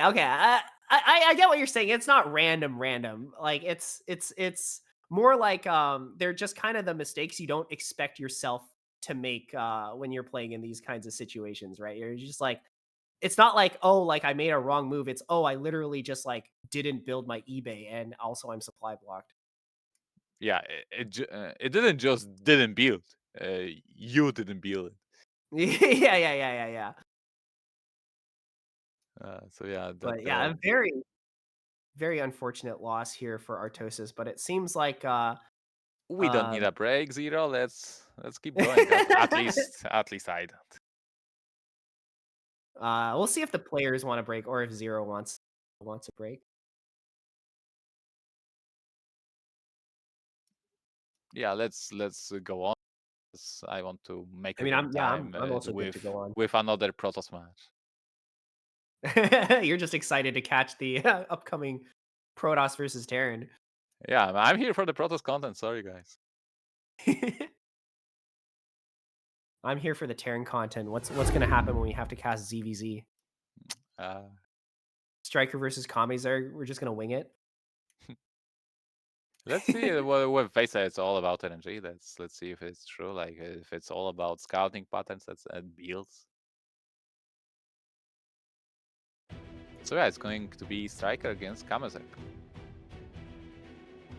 First of the international matches. Oh, the IPSL, you mean? I mean Sweden against USA. Oh, okay. Yeah, we have actually 2 Sweden versus USA matches going on. It's very possible though from this from here that like both countries qualify, but it's also possible that only one country qualifies as well.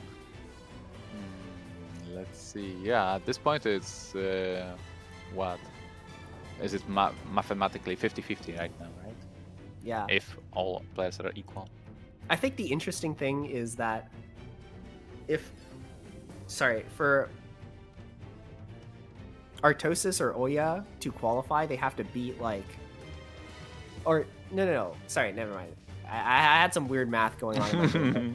Basically, if only one country qualifies, they have to beat like all the players from the other country, like the person in the loser, right? Because if StRyKeR qualifies, then Artosis has to beat OyA and KameZerg. Just run the Swedish gauntlet, right? And it's the same if KameZerg. Yeah, so yeah, the chance for people from the same country advancing is actually less than 50%, right? Yeah. All right, StRyKeR versus KameZerg. I have absolutely no idea who would win this, but I want to put my money. If I needed to put my money on someone, it would have to be StRyKeR. More active, more like stable sort of thing, right? As for Kame, more of a question mark. All right, guys, we are ready to hop into the game number 1 between these two Zergs. Let's go.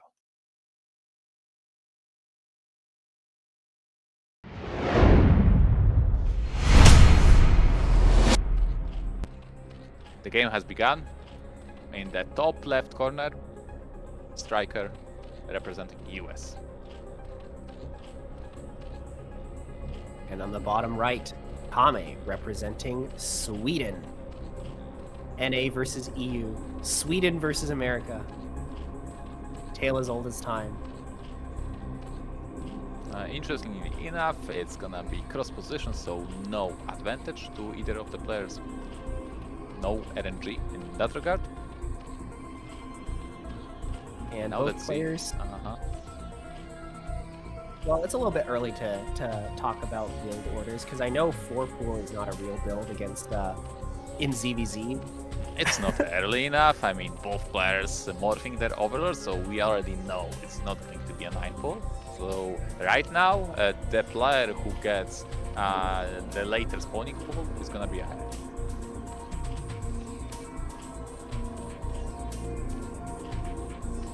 Kame going for the gas first, actually. And StRyKeR going for the pool into gas. That's overfull for StRyKeR, and we have well, same overpull, but with much faster extraction. Seems like both players kind of want to play this off one base, maybe turtle on the ramp with as much gas accumulated as possible for KameZerg. Well, we'll have to wait and see. Yeah, I think StRyKeR going for the safer build, the pool coming in before gas, but Kame going for the faster gas, which means faster mutas. But unfortunately, I think the build orders are so Now wait a similar. second, because you just said faster mutas. Is that really Yeah. the case?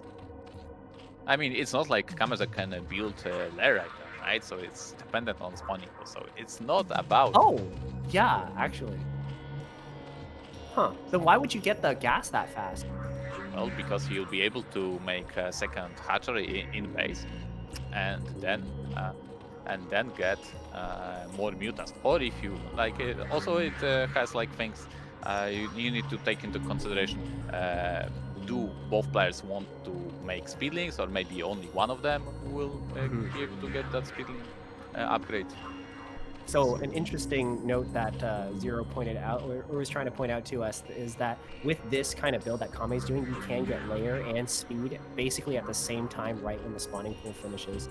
So it's possible Kame is actually aiming for some kind of timing with the lings, or maybe not timing, but just looking to get like speed as quickly as possible. And he's building a lot of lings as well. Right. 8 links for Kame, 6 links for StRyKeR. So he needs to respect that and retreat. Both players are also just now understanding what their opponents went for. They haven't scouted each other before that point, so they had to figure out from the number of links what the build was. Oh, this is a dangerous moment. Very dangerous moment. KameZerg with the speedlink advantage will be able to get so much more value. Actually, Oh not my god, that much. speed just barely finished for StRyKeR. StRyKeR actually like reacting very appropriately, pretty quickly as well. 2 lings actually slipping by, but Kame actually has 2 lings on the ramp as well, but not before they don't get in. Okay. Yeah, he doesn't want to get into that multitasking battle. He's got a lot of stuff to do at home. So. All right, and now we start forming the conga line. Here we go. Yeah. This is my favorite part of ZVZ, is watching both players just like try to cram as many lings as possible into a choke point. So now the question is, which player went for a healthier amount of drones? I think StRyKeR got an extra drone, but right now KameZerg reviewed some of that, and he's putting that mental pressure on StRyKeR by placing hatchery in natural. Yeah, this is a good move from Kame. I think it's if you're expanding quicker than your opponent, then you kind of put the onus on your opponent to try to get some damage done on you, because you eventually outskill them in the late game. So that's a good that'll make for an interesting sort of mid game instead of both players just mirroring each other up until now, essentially. And we'll see what happens. StRyKeR actually going for his own natural as well, but it is going to be quite a bit later than Kame's. Yeah, he doesn't want to just all in, so he's gonna accept that. Okay, so be it. You're gonna have like a maximum of plus 100 gas from that natural, plus 1 or 2 larva. But I will work it out with just as the game progresses. Yeah, the advantage isn't enormous, but an advantage is still an advantage, and an edge is still an edge, and especially in ZVZ when the drone counts are so low, this could snowball a lot faster than in other matchups. So here's the trick. It's very hard in ZVZ to balance in situations like these, minerals and gas. For example, look at KameZerg's resources. He cannot build mutas, so he'll have to balance it out with some score. Catching Overlord is big. Yeah, this is a good catch from Kame. And you also, may think it's just 100 minerals, but it's also the time that you need right now to rebuild the Overlord. So if KameZerg attacks within like next half a minute or so, maybe he'll have a little bit of an advantage. yeah, I think Kame is actually like economically quite far behind StRyKeR. We only see 5 drones mining in the main base there. I feel like he might have overbuilt lanes a little bit. So even though he did get his natural clicker, he's actually the one that's that could be behind here if he doesn't get any damage done. Too early to tell, but you're kind of right. Like you can see, like KameZerg went for some of the scourges. Meanwhile, StRyKeR is not building any. And here we go.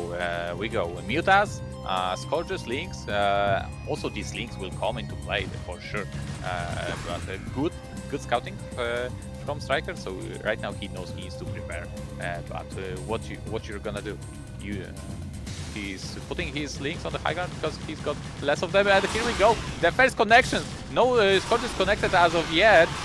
Right now here are the connections, but for both sides, who's got more mutas, who's got more links? Meanwhile, Hatcher is under fire. I think Hatcher is going down. KameZerg will retreat, but he took heavy losses on the muta count. So right now he needs to defend.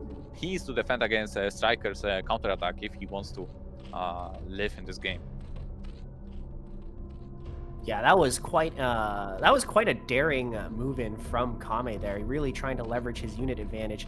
He does kill the hatchery there, but I don't know if that actually puts him that far ahead. I guess now that he's droning again, can he hold without Spore? Is the question. Like maybe he can. It's like the muta count is close enough, like 3 versus 4. Yeah, StRyKER doesn't actually have that big of a mutant advantage. He has a lot of Scourge, which was an interesting choice. I feel like he might have overestimated how many mutas Kame built there. So I'm not actually a whole lot sure how much damage he can get done. This battle is gonna decide who's gonna win. Oh my god. The micro, though, is really good from StRyKER here. Not taking any damage from the Scourge and picking them off one by one. Oh my god, this is so big. StRyKER could win this game here. He killed every Scourge! But KameZerg doing a good job microing mutas only. So it's not over yet. Good connections from StRyKER in the end. 3 mutas versus 2, but only 2 mutas left. So these won't be able to clear Scourges with that much ease anymore. Oh, yeah. I think StRyKER might need to... Yeah, he needs to regroup. He needs to have at least 3 mutas in one group to be able to one-shot Scourges. Meanwhile, Kame actually pressing the Z key here, like he's gonna send a small lane counterattack, and there is one sunken in the main there, so StRyKER StRyKER is in all-in mode. He needs to know he needs to dominate KameZerg right now.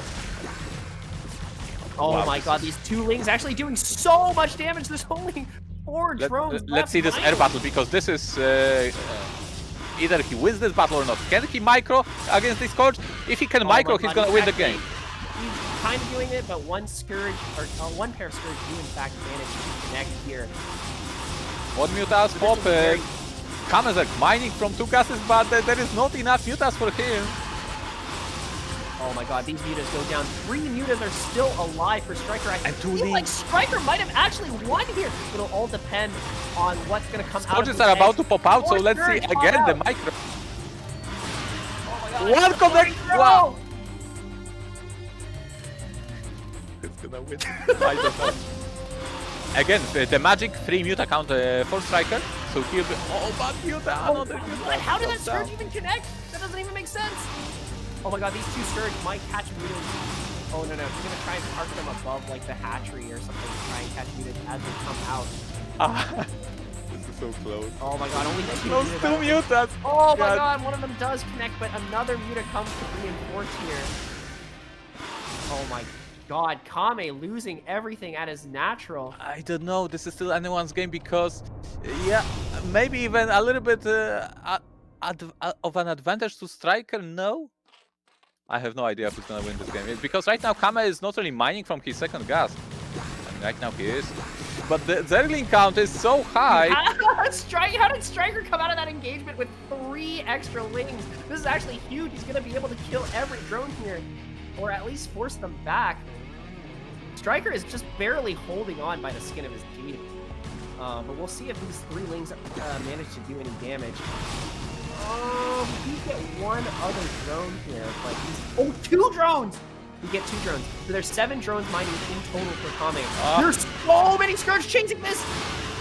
And I think Wow. StRyKeR slipped up his micro there for just a second, and now the mute account is even. He's no longer able to apply any pressure with this, or at least in theory. I mean, both players are mining gas with 3 drones, so it's still kind of like anyone's game in that regard.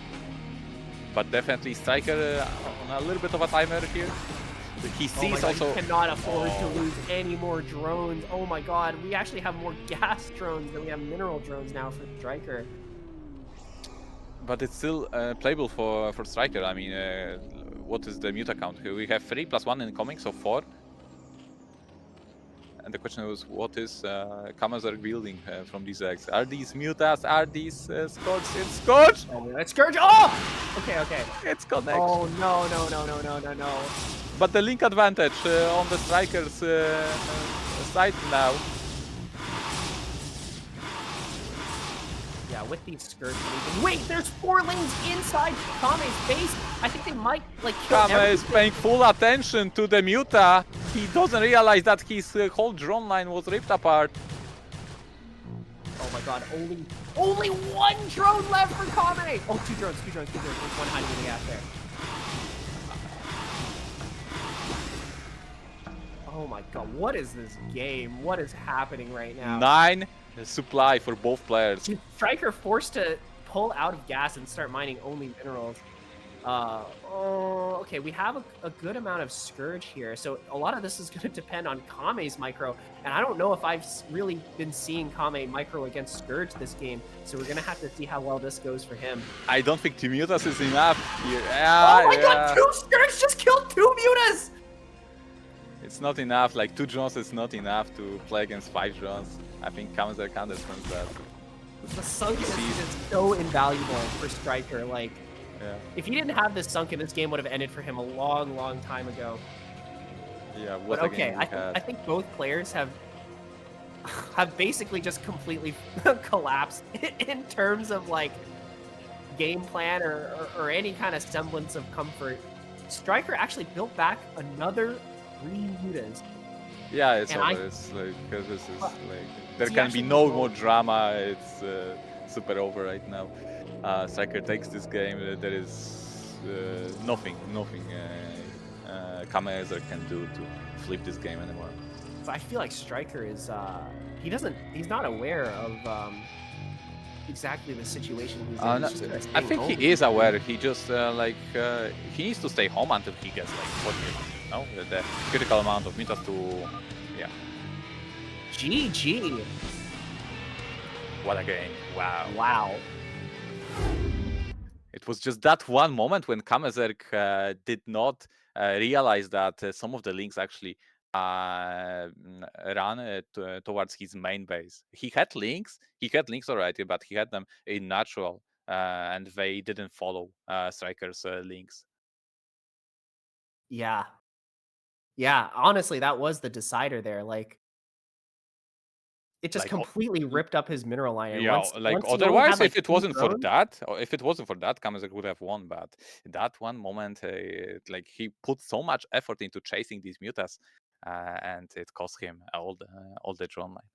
Yeah, I feel like that's the kind of situation you find yourself in a lot as like a player, where you think you identified the win condition, so you just put 100% of your effort on trying to win that particular fight, but on the backside, like, you're actually losing everything, and you end up losing the game because of that.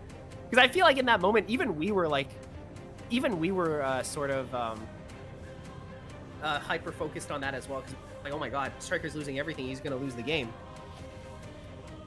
What? Yeah, no, I wasn't. Okay, maybe you're a step above all the other players. We can't all be Bonyth. No, it's okay. Zerg is not my specialty. But as a caster and as just an observer, I'm allowed to just look at the game and enjoy it and see all the things. Meanwhile, players, as many times were said, they need to focus on so many places at once. All right, guys. Game number 2 between StRyKER and KameZerg.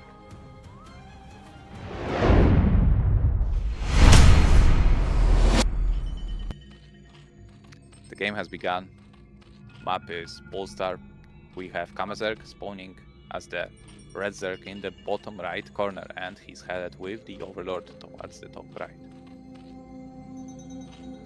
And StRyKeR spawning on the bottom left. Asking about extra high latency. Also sending the Overlord to the top hand side. We have StRyKeR. Is it really fair to go for a rematch Zero at this because one of the players is gonna be ahead. Actually, KameZerg changed his Overlord pattern, so this is actually huge. He will be able to have that Overlord flying over StRyKER's hatcheries, and he will be able to exactly tell the amount of links he needs to be to respawn. Yeah, that's actually a huge advantage for the Zerg player who's able to get a full scout off, because that's essentially, you know exactly what they're doing and they have no idea what you're doing. Yeah, it's big. Like if you don't play Zerg, you may not realize, but this is huge.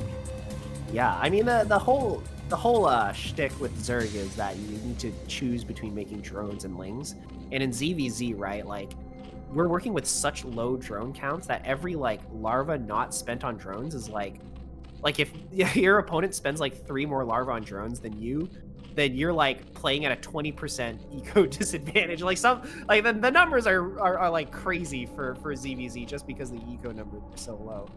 So I don't know, that might be the advantage that Kame really needs, because I feel like that last game kind of showed just how good StRyKER's micro is, right? Because there were so many situations where, okay, StRyKER's behind on eco, StRyKER like needs to all in, StRyKER like needs to make magic happen with his Mutalisk, and he's just able to snipe Scourge again and again and just get so much value out of mutas that he was eventually able to sort of claw his way back into the game. So I feel like this is the sort of advantage that Kame really needs in order to be competitive. Oh my god, is it just me or am I painful? seeing No, quite a bit it's of lag? painful. It pains me to see that. Yeah, it's like tonight 12 guys, but even despite that, the game kind of lags. I wondered why. I wondered who. Yeah, what is going on here? Oh, looks like it's fixed again, but I kind of hope that this lag doesn't come back, because I feel like lag always hits at like the most critical moments, right? Like right when you're like about to engage like a big army, and that's when everything starts to lag. Yeah, that would be the worst. All right, so we have KameZerg with more greedy opener. He went for hatchery first, while StRyKER went for earlier pull, and KameZerg is definitely very happy. Not only he's got Overlord scouting pattern advantage, but at the same time he's got a faster hatchery. Yeah, so far everything coming up Kame for this game here. StRyKER actually looking to put on a bit of aggression with his initial lings. We see a small group moving out across the map while Kame's lings are being distracted by the one scout there. Kame knows this is coming though. So we'll see how this engagement goes. Let's see the engagement here. Okay, he's gonna go back. However, StRyKER will have faster speedling, so once the speedling kicks in, he may try to want to deal some damage. I think speed has already kicked in. This one ling kind of running circles around the slow ling here. StRyKER might try to get like a cheeky drone kill from this, but as long as Kame is paying attention, it shouldn't really work. Yeah, one is not quite enough. Yeah, two is when things start getting scary. So StRyKER will try to play out from this heavily disadvantaged position and see how it goes. He's forced to make a creep colony because the amount of links you can get from the extra larva can really just overwhelm. So, StRyKER understands his ZVZ pieces well. And now what is interesting is that KameZerg, I think, okay, his links just finished. I was thinking that maybe he won't go for them at all to increase the mute account, but no. Here we go with the speed links, and now StRyKER's, if he was paying attention, he would see that. Now the question is, is this arc he's created, StRyKeR created, is gonna be enough to stop the links from KameZerg, because this is a lot of links that KameZerg built. I feel like we shouldn't underestimate the power of the singular sunken that's positioned well in the to defend the ramp there. But StRyKeR also sees the amount of lanes that Kame has built, and that should be sending alarm bells ringing in his head. I'm hoping that all the larvae. Yeah, definitely, it's all gonna be all links. And yeah, it'll come down to the micro. Yeah, but we'll see. This is a really strong position for StRyKeR here. I think it's about average equal for both players, acceptable terms. But that one sunken makes the difference, and also the links engaging from the bottom, from that extractor part, really, that was really good for StRyKeR. Now, overcommitment from StRyKeR a little bit, so he got back. Oh my god, we need to reposition quickly. StRyKeR actually very fast. This is good. This is good for StRyKeR. This is good arc for StRyKeR. Many links were attacking sunken, while StRyKER's links were attacking red segments.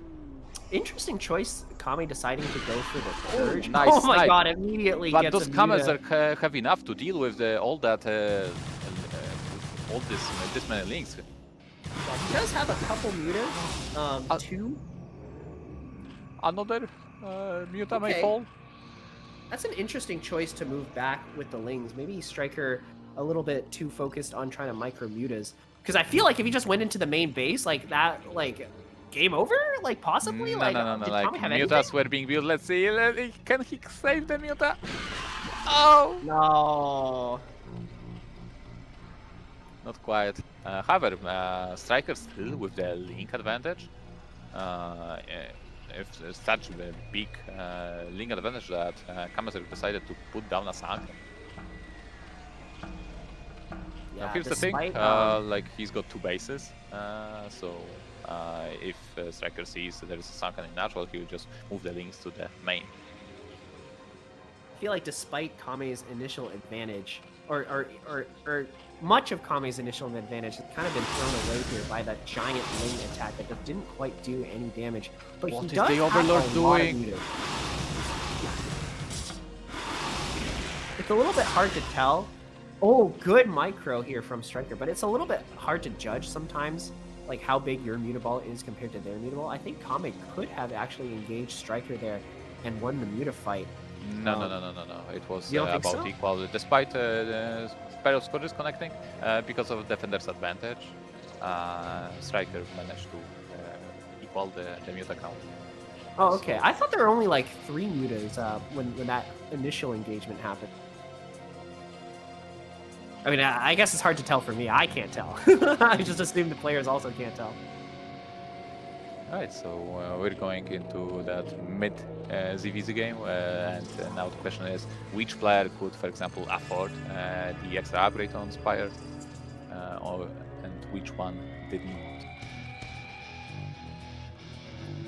StRyKER is looking Posturing aggressively, trying to find some drone kills if mutas are out of position, but they're not exactly in the position. Oh my god, StRyKER is so good. Sniping Surge. Only one connection, so definitely StRyKER is doing much better job as compared to KameZerg when being with the Fortress. Oh my god, but StRyKER we're is backed into a corner. Scourge here. This is where Scourge are usually a lot scarier when you don't have any room for micro. Wow. But StRyKER's Scourge also connecting at the same time. I think StRyKER might have done it here. Five mutas More left mutas over. compared to his one, and he doesn't even care about the one muta left. He's going straight for drones. And at this point, I think the game might be over. Yeah, even if KameZerg somehow survives, the amount of damage StRyKER dealt is just Actually, there are a lot of drones here, and if StRyKER's a little bit too distracted, he doesn't know. Okay, he finds out now, but still may just snipe the Spire, but I think that there's just not enough anti-air defense. Yeah, if there's like no economy, like it doesn't matter that your opponent doesn't have a Spire. GG, StRyKER moves on. Yeah, And as someone from congratulations NA, congratulations to NA, US. yes, I'm very happy with this result. Shame. Go team Shame on USA. KameZerg. It's alright, we still have OyA, I believe. I believe in the Artosis. Like, the Artosis, beating the Swedish gauntlet. I believe. It's just that OyA is really, wild, Let's see how stable Artosis can be against players such as OyA. Yeah, it definitely feels like Artosis is one of the players when he's uncomfortable, he's very uncomfortable. And you can definitely tell from the way he plays. So if OyA can make the game weird enough against Artosis, then he definitely has the win in the bag. Yeah, many ifs. Well, we'll just have to wait and see.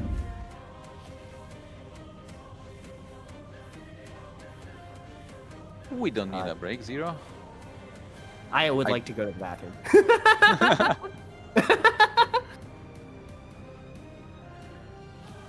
I'll take over, it's alright. Okay. BRB.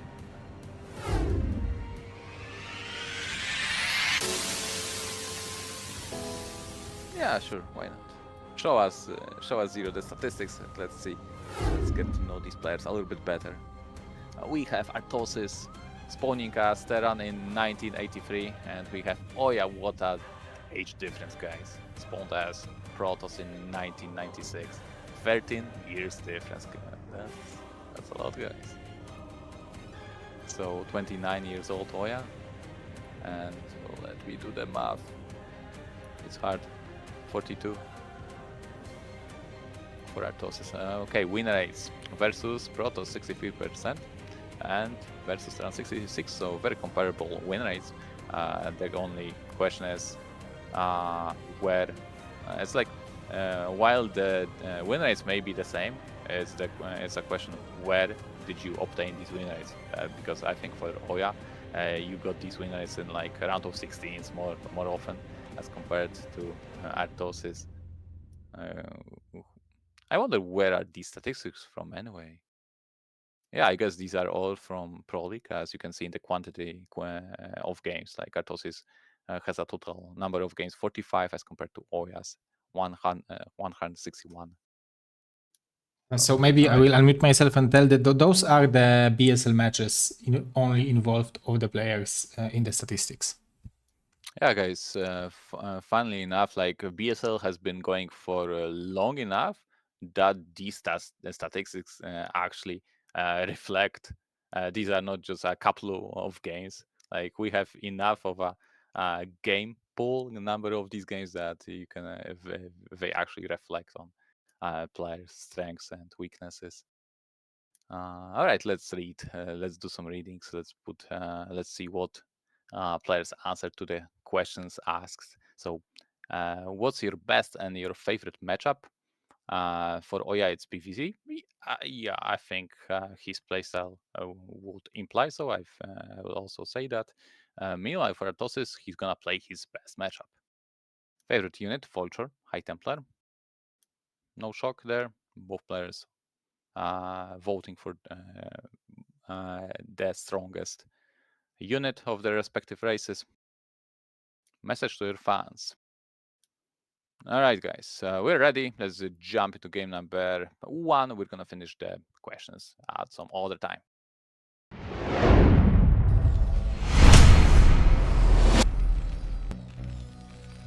Here we are. Game has started. Map is Metropolis, and we have Artosis spawning as Red Terran in top left corner.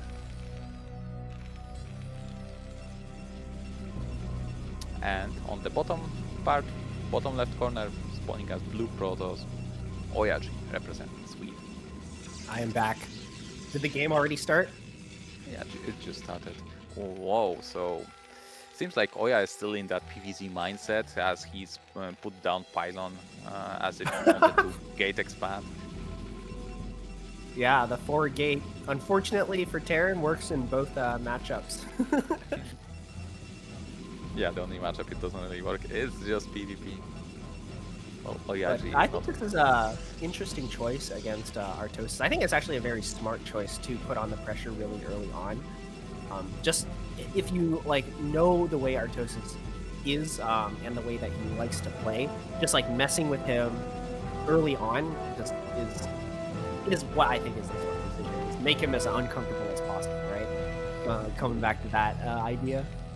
Yeah, I think so. Like exploit his country unit control, right? So it's like both these players have their characteristics and strengths and weaknesses, right? So OyA is definitely one of his strengths is unit control.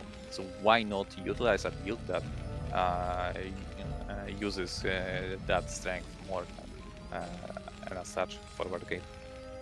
Yeah, it makes a lot of sense, right? And even just getting a bit of damage, just messing the build order up a little bit against Terran it's always a good thing, and it makes it worthwhile to do.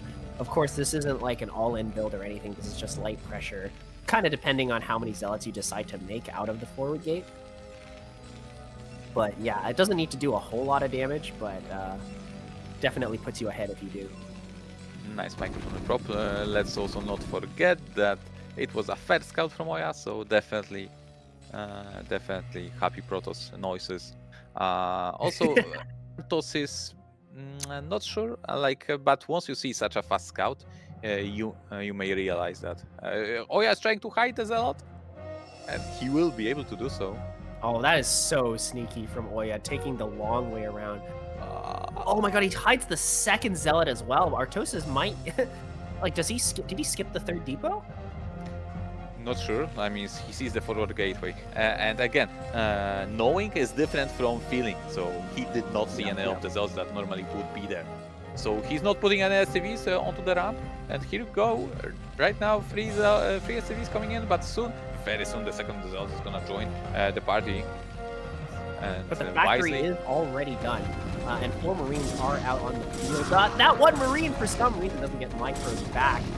And 2 zealots and 1 probe is a very scary amount of units to contend with. They're going to go straight into the mineral line here. Artosis with the drill going to force these zealots to glitch out, and actually not taking a whole lot of damage at all from that engagement.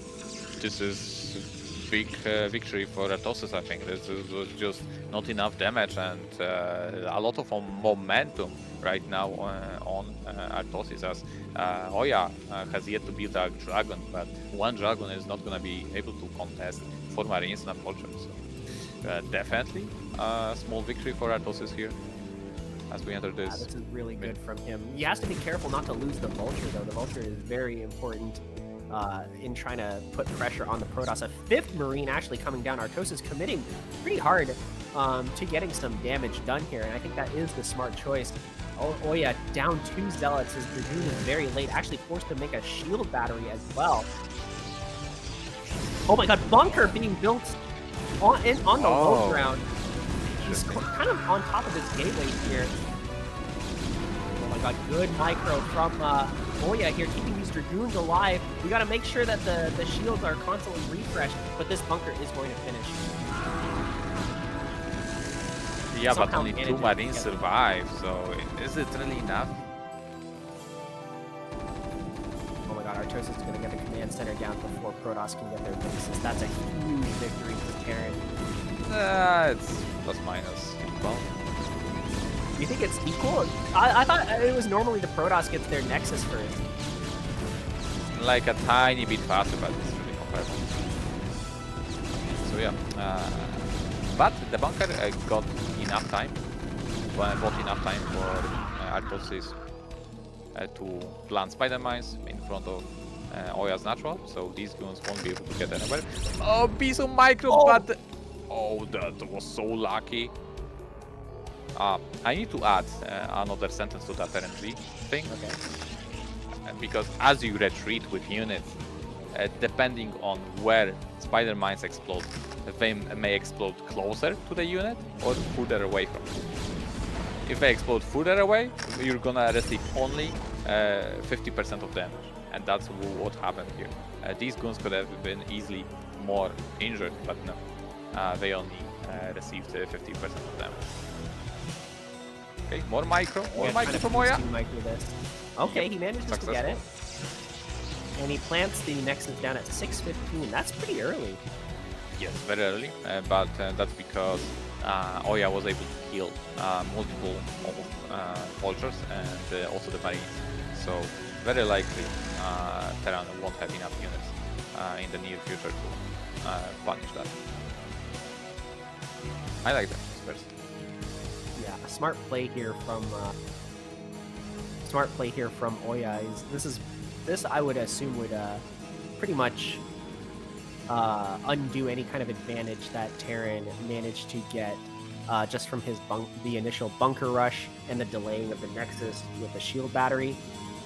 So this is all overall very good moves coming out of OyA, and we're gonna go into the mid game. I'd say fairly even. Yeah, I agree. It's also like OyA has basically no other choice but to go for that Nexus, given that he went for 2 gateways before robotics, so his observer would be like dramatically late. So as he had no option to be aggressive, he had to put down that Nexus and basically put pressure on Terran in that way. Artosis is actually feeling a little bit confident right now, pushing forward with 3 tanks and a whole bunch of vultures behind. Does OyA have enough to defend this? He has 5, 6, 8 goons. Okay, this. Yeah, the numbers are there, but it's gonna come down to micro and what. Let's see what Artosis is gonna do. 1 tank falls. OyA retreats back to safety, but mines are being planted behind his dragons as he tries to go back home. 1 Spider-Man is gonna connect. Oh my That god! was a huge mine. Huge hit there. This was actually super important, as these vultures will now be able to harass the mineral lines maybe. Let's not forget, OyA had 2 dragons in the third phase, as he's now regrouping with them. Gonna go for the tanks, sniping one of them. And after everything is said and done, these 2 vultures, very important vultures.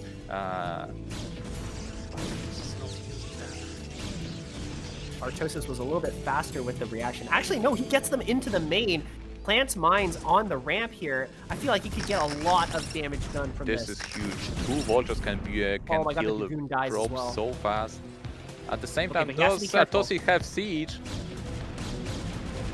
And the He has to be tank is so careful. crucial tank. If Oh he no, the loses tank! it, I don't know if Artosis has siege. He's gonna like try and get machine the shop is not high spinning, ground. so Okay. he had to. Yeah, he got it. Wow, that was so close. Like if he lost this tank, these guns could like. Yeah. If that tank died, like, there was nothing stopping the Protoss from just killing everything with the Still But the alive. Vultures are still alive, and they managed to get another Dragoon killed. Oh my god. OyA is And not they're paying just like, attention. how many kills did these Vultures have? How many? Like I plus think it minus was 10 at 6 this on one point. of them. Oh my god, another huge mine hit. Dude, these Vultures are doing so much damage for Terran. 6 vultures on that, or 6 kills on that vulture. That was at least 6 probe kills. Probably like 10. Feels like huge advantage for Artosis right now. Yes, Protoss has 3 bases, but look at the factory count and the gateway count. I think if Artosis attacks within like next 2 minutes, OyA just won't be able to stop him no matter what he does. Oh yeah, definitely in a bit of a sticky situation here. Artosis is actually continuing on with the aggression here. Oh my god, killing both Dragoons out in front of him. Forcing OyA to add on additional gateways and OyA is going to try to go for a really fast Arbiter, but I fear that it might not come in time for Artosis to There is a basically end the hole, game. there is a hole there. Oh no, the pylon wall wasn't complete. That's the kind of thing that happens when you're out of practice, is you just don't know what the new maps are. So it's like the random shit like, oh, like my my pylons don't fully cover the wall. Like I didn't know that. Oh, that's rough. That's rough. This is really good for Artie. Yeah, very enough indeed. I think OyA wanted to go for carriers, but after he received so much damage, and after scouting Artosis main, seeing 5 packs, he realized that no, this is not the game where I can do that. Let's see how many of these mines connect. one of them connect, but not quite get any Dragoons. Finally being able to clear the vultures, but the damage was dealt, and a lot of it. Lots Artosis of is probes, in such lots a of good mining position time. right now. Yeah. I'm a big believer. I think he can do it. He wins this game, and then he wins the next game, and then we're off to the finals of the series against Kame. I believe. Yeah, it would be really surprising. Oh my god, This okay, is we so have to be many- careful though. The amount of times Artosis' army gets caught out in the middle of the map one's via low, go. Protoss is kind of legendary, but OyA doesn't have the Bizarro zealot 86 count to try tip and engage 30 this. euros. SLON. Happy Yeah, face. OyA is doing really good trying to stop this because, as I said, there is just not enough gateways for Protoss player. But OyA's macro is really good despite all the damage Artosis has done. Alright, the zealots get on top of the tanks here. Definitely not what we want. Unsieging We tanks! unsiege the tanks in the back! Oh my god, I wonder if that was a bit of a... That was definitely a misplay there. I feel like a bit of a scary moment. Still, still good position for Artosis to be in as he's building turrets, reinforcing his defensive position in the middle of the map at the same time flying with command center towards 9 o'clock. So it's not even like a desperate all-in to base all-in from Terran. Yeah, this is a good amount of pressure that Artosis is putting on, but of course, he can transition out of it as well. OyA trying to give him a bit of a runaround here with these Dragoons, going for a bit of He a... needs to do something because if Artosis just stays there, he's happy, right? So he's trying to make the game a little bit more chaotic.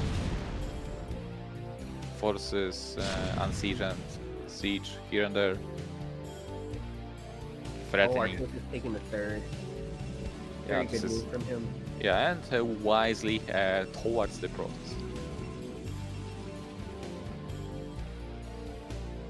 OyA continuing to try and find some kind of angle to engage the Terran position from. He's going to come from the top side here. There are only 2 tanks defending this, but there's not enough Protoss units to really get anything done. Oh my god, is Artosis going to continue to push forward? I mean, this is out of Terran. Let's see. I mean, Siege is not. He's separated from the rest of the army. OyA is gonna sandwich him from 2 sides, but the sandwich is not timed enough, well enough. Yeah, I think Artosis might have been a little bit too ambitious there, maybe underestimating the size of the Protoss army because he could not afford to take that engagement with unsieged tanks. I think he might have. I think he might have thrown a little bit there. He was in such a good position. Now he's Oh my forced to God. lift off his command center on the left-hand side here. Why would you unsiege when you're being attacked? I'm not sure. I don't have an answer for that. I feel like it's either overconfidence or panic. It's like one of those things. No, we gotta give it to OyA because he's really doing the magic. Like, he's making all the right calls, threatening an attack, threatening a backstab, and then sandwiching Terran. Oh, but Yeah, the he's making a Spider-Man lot of correct connections. decisions. Like, if there's one thing OyA is lacking, is definitely the amount of observer he has. He basically has no vision, so he's making all these plays blind, which is all the more impressive. We spot the bottom right attempt at an expansion, but I don't know if we scanned and saw the carriers quite yet. Of course, we are only going like 2 Stargate carrier, so there's a lot of opportunity. Like, there is a large window for Artosis to discover what's going on. And I mean, Well, Artosis yeah. right now is like on 7 factories, and I think that's plus minus the same amount that OyA has gated. Definitely, OyA, I mean, Artosis still has some time windows to attack Protoss. That's a lot of Yeah, mice and not sure. enough observers. OyA is losing a lot by trying to engage this. But the tank count for Artosis is so low. Okay, now that all the zealots are gone, though, it's I don't think it's a good idea to keep trying to attack into here, but OyA recognizes the weakness in Artosis' positioning, decides to go up onto the left-hand side, forcing Artosis to unsiege and try to chase these Dragoons. The command center gets lifted a second time, unfortunately for him. But if he killed all these goons, it's gonna be a clear victory for him. Zealots alone won't be enough to clear all these tanks and vultures. So I think this is definitely a good trade here also for Artosis. Yeah, Artosis is getting his regaining his footing a bit here, making the correct plays after that, after bungling the attack a little bit. But it is a little bit funny that he seems to be very trigger happy when it comes to trying to lift the command center when you really didn't need to. What I'm worried about is that Artosis is not using his... Once he won a battle, he needed to use it in one way or another. But given how chaotic this game is, he may not see carriers coming, especially now. Like, this is like a kind of fake fourth phase for Protoss. It's like, okay, Protoss is trying to expand, but in reality, it's just there to... it's just a fake, so Terran feels like Protoss is trying to play out this game normal with like Arbiter or High Templar. Yeah, if Artosis doesn't discover the carriers in time, then the game is definitely going to slip away from him. But apart from that, he seems to be doing a pretty good job of keeping the Protoss in check. This Nexus might actually go down, which is an important victory for him.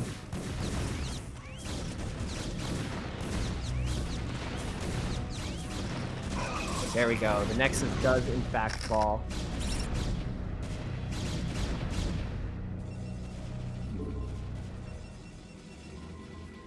You won't see the carriers coming. Not a single Goliath.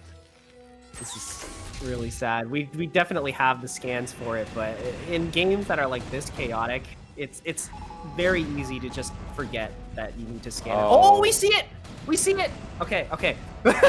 All right, focus. Focus, lock in, lock in, lock in. Let's try to build Goliaths. Goliath time. Let's start with turrets on the 9 o'clock. Or refinery, that's fine too. No, we're starting to build turrets. We're starting to build turrets. I wonder if OyA saw the scan go down and now he's like, all right, I've been discovered. It's time to attack with these. At least I think there's Goliath range, as there is a machine shop is not spinning. Oh my god, deciding to take the command center on the top hand side. I think when you Here we go. This is the important part. This is the important part. No siege on Artosis. Oh no, the siege is very, very late. So much army from OyA, like there is no way OyA will take this battle. That being said, carriers are being focused. One of them may actually go down. Artosis can get this carrier. Okay, he does in fact get it, but pays a pretty steep price for it. His entire army for one carrier may be not worth it. Even just that amount of Goliaths for one carrier, I don't know if it could be worth it. And now his entire position is completely exposed. He's going to be forced to lift off this command center a third time, but this time around, it might not survive. Yeah, this time around for a good reason. It depends on what OyA is trying to do here. Oh my god, these SCVs might reveal the hidden third location, and if OyA jumps onto that, I don't see Artosis coming back. Okay, okay, he decides to call it GG. An unfortunate loss for our people's champion. Wow, what can I say? This was like Artosis really had this game, but it's not that easy to just finish it. You know, you still need to take all the correct decisions on the way. Yeah, and you also have to remember all the different comeback and win conditions that Protoss has. You need to remember to scan the base and see the carriers on time, and you can't afford to be lazy, right? Like, I don't know if it was laziness or panic, but there's no way you can like... It's just like the game was very dynamic. There was no really no moments where both players would be just making armies and just waiting for another player. OyA was constantly posturing, playing aggressive, and because of that, it looked like Protoss put all his resources to just making ground army, but that wasn't the case. Yeah, it's very easy to fall into the trap of thinking that the Protoss player has such a huge army that they can't possibly afford something like carriers at this stage of the game.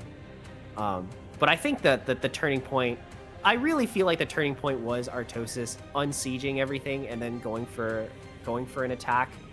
I don't know. It just seemed like that's when he lost like his entire army, and it was just on the back. There were many moments like that. Remember these 3 tanks that just unsieged and then sieged again? Oh yeah.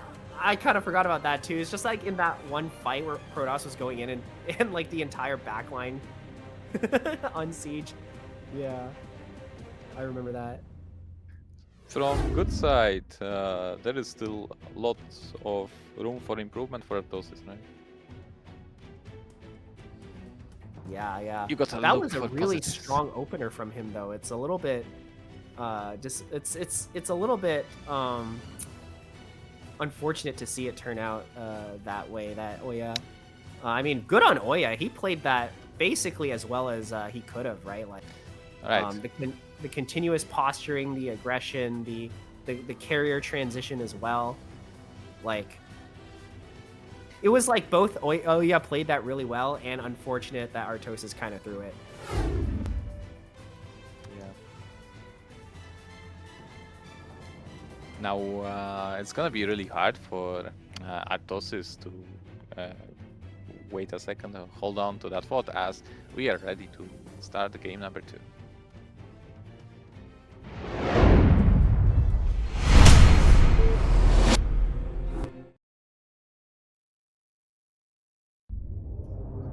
Here we go on a knockout. Spawning in the bottom left corner, we have Swedish Zerg, Protoss, of course, OyA. Spawning on the bottom right, we have our Terran player, our #1 Twitch streamer. It is RT. Artosis. Artosis. How hard it is mentally for you to lose such a game when you're clearly ahead, but you still lose the game, and you're right now starting the game number 2 on equal terms. Irrecoverable. I'm just like, damn, I couldn't, like, if you can't, like, I don't know. It's really difficult of a mental position to recover from, because it kind of feels like, oh, okay, well, if I can't even win from such a strong position, like, what's gonna happen if I win from if I'm playing from disadvantage, right? Like, but you really can't think about that when you're in the game, right? Like, that's the kind of thinking that you can easily get stuck into, but it's not actually that helpful. No, it's actually plenty helpful. Like, if You you think it's helpful? if you deduce that you're the weaker player and you need to cut a corner or 2 in order to get a win, all the better. Yeah, Like, but for that's example, assuming. yeah, But if like you you- cutting the corner gets you an advantage and you couldn't win from advantage, then doesn't it just feel kind of hopeless? Yeah, but you just need to recreate the situation and just play better from there. I think Bonyth just has like a mentality of steel. I mean, if I'm Artosis, I'm just making 4 factories and skipping eBay totally until later, and assume that Protoss is gonna go, for example, observe first. I'm not gonna rush in. I'm just gonna skip that corner in order to make as many tanks and fortresses as possible.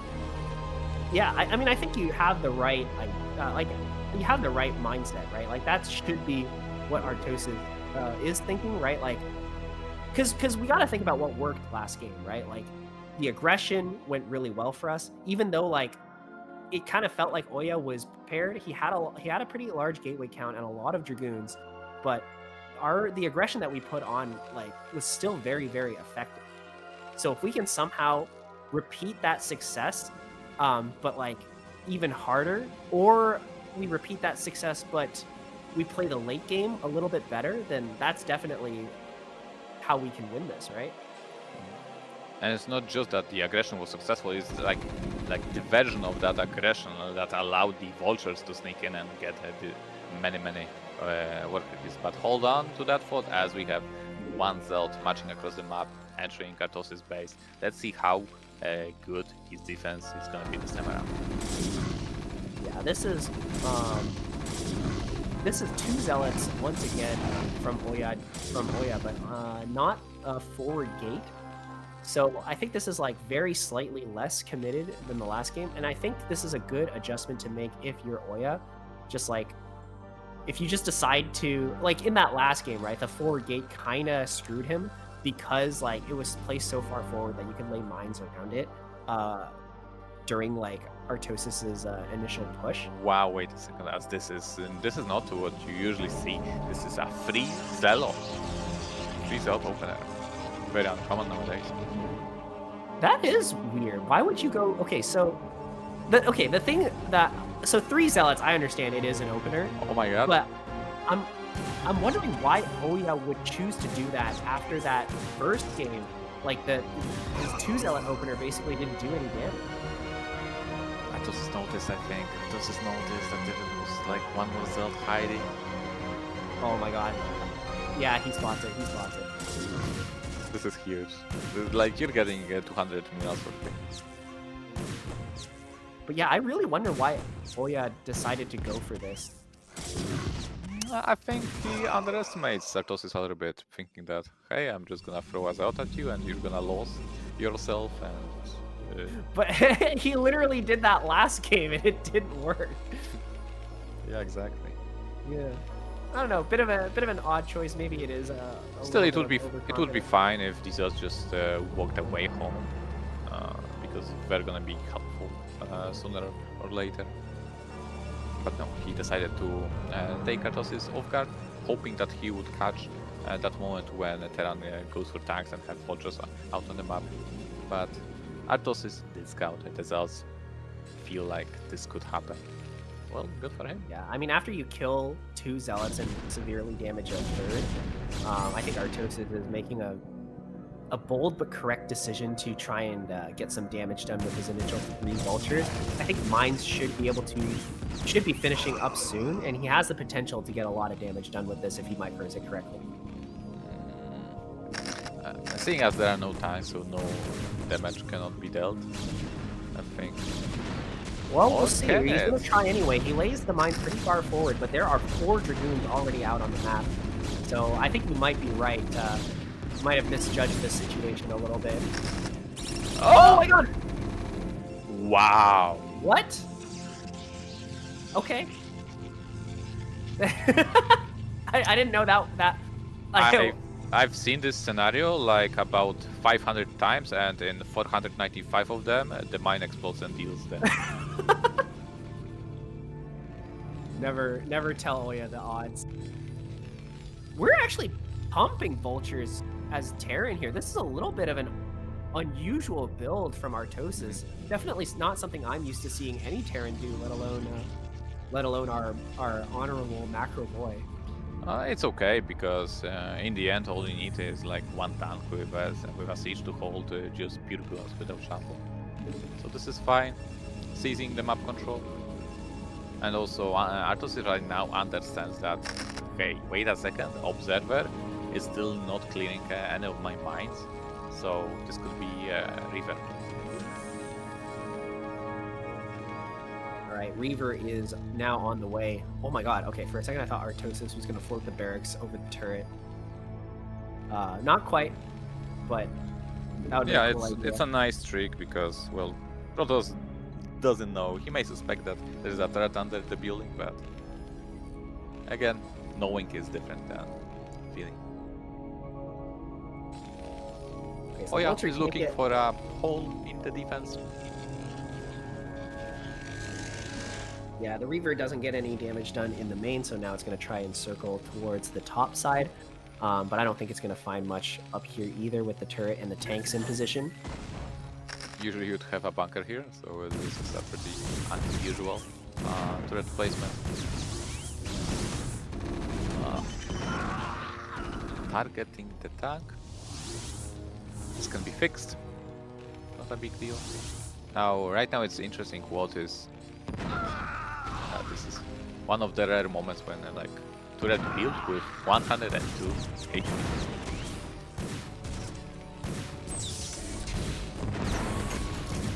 This Reaver is actually being so annoying. Like, I thought the Reaver was basically like the Reaver drop was basically over once you found out that the turrets were all in position. But OyA is actually making this work somehow. Yeah. This is some very good micro from him, I think. I don't know. You're the big Reaver guy. Well, how would you judge his micro there? Very good, very good. Yeah, like you cannot hope to get much more damage dealt. That being said, there is a tiny bit of a space without a turret's coverage that OyA has still yet to discover. But maybe that's this true, is just a trap. Maybe this is a trap because there is a turret like deeper in the yeah. So once you enter the base, you may actually not get out. Yeah. And Artosis also has Goliaths out as well, so he could definitely chase the shuttle if he tries to go into it. So smart move from OyA, honestly, like just playing it safe, getting the damage that he can from the Reaver, and then just retreating. But was it enough damage? Yes, it was damage, but remember, you're making that Reaver at the cost of earlier nexus. So it's like he was kind of obliged to do something with that Reaver. Yeah. Overall, pretty good start for Artosis. But yeah, OyA getting the later Nexus. I don't know, like, the Reaver also does a bit of, doesn't the Reaver also do a bit of build order damage as well? Because it sort of forces you to make a lot of turrets, it forces you to make early Goliaths, and it forces you to... Yeah, true, but in the end, both players stay on two bases, and the longer Terran stays at the same amount of bases as compared to Protoss, the happier Terran is. Alright, I feel like OyA is going to try and go for... Is he going to try and go for a bust here, or is he just preventing Terran from expanding? Yeah. Just making the life as difficult as it can be. For Terran players move out. Whether it is like 5 or 6 factory push out or the third base attempt. Let's see how good Artosis control is going to be when it comes to dealing with these two Reavers. Yeah. Critical moment here. Oh my god, they're so clumped up right now. Okay. Could have been wars. Yeah, I thought for a second 5 tanks were going to go down, but yeah, not quite the targeting, the ideal targeting from OyA here. He's playing this like really annoying style that I see Snow play a lot, where you just like, you have 2 Reavers and you just constantly move them back before the tanks manage. These are without range. But OyA panicked here a little bit. He didn't know if these guys have range or not, so he was very cautious about trying to pick both of them up. As a result, losing one of the Reavers. Now, OyA has 2 shuttles, and with this, more options are present to the Protoss player. He may contest Terran as he tries to secure his high ground, or he may just drop the main base.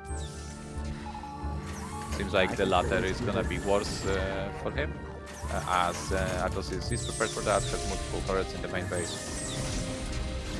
Wow. Oh, how do we not get that observer? Alright, the first shuttle goes down without dropping any unit. Yeah, exactly. 3 of them are still inside that, but is it... Does Artosis have enough to deal with all that Protoss army? Might barely have enough. Unless the Reaver micro is really good. Oh no! The command center might go down. I completely forgot about the command center. His attempt to float it to the 3rd base there. So that's actually a big victory for OyA. Unfortunately for him, he doesn't have a 4th Nexus, so I feel like the economic advantage still isn't that large for Protoss. It is large. It would be equal if it wasn't for command center, and right now losing the command center is just for 100 minutes, but it takes a lot of time to rebuild that.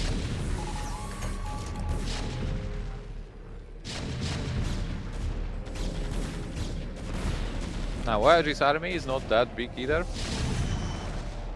but the 2 Reavers are still there. Doesn't matter how low HP they are, if they can still hit their scarabs.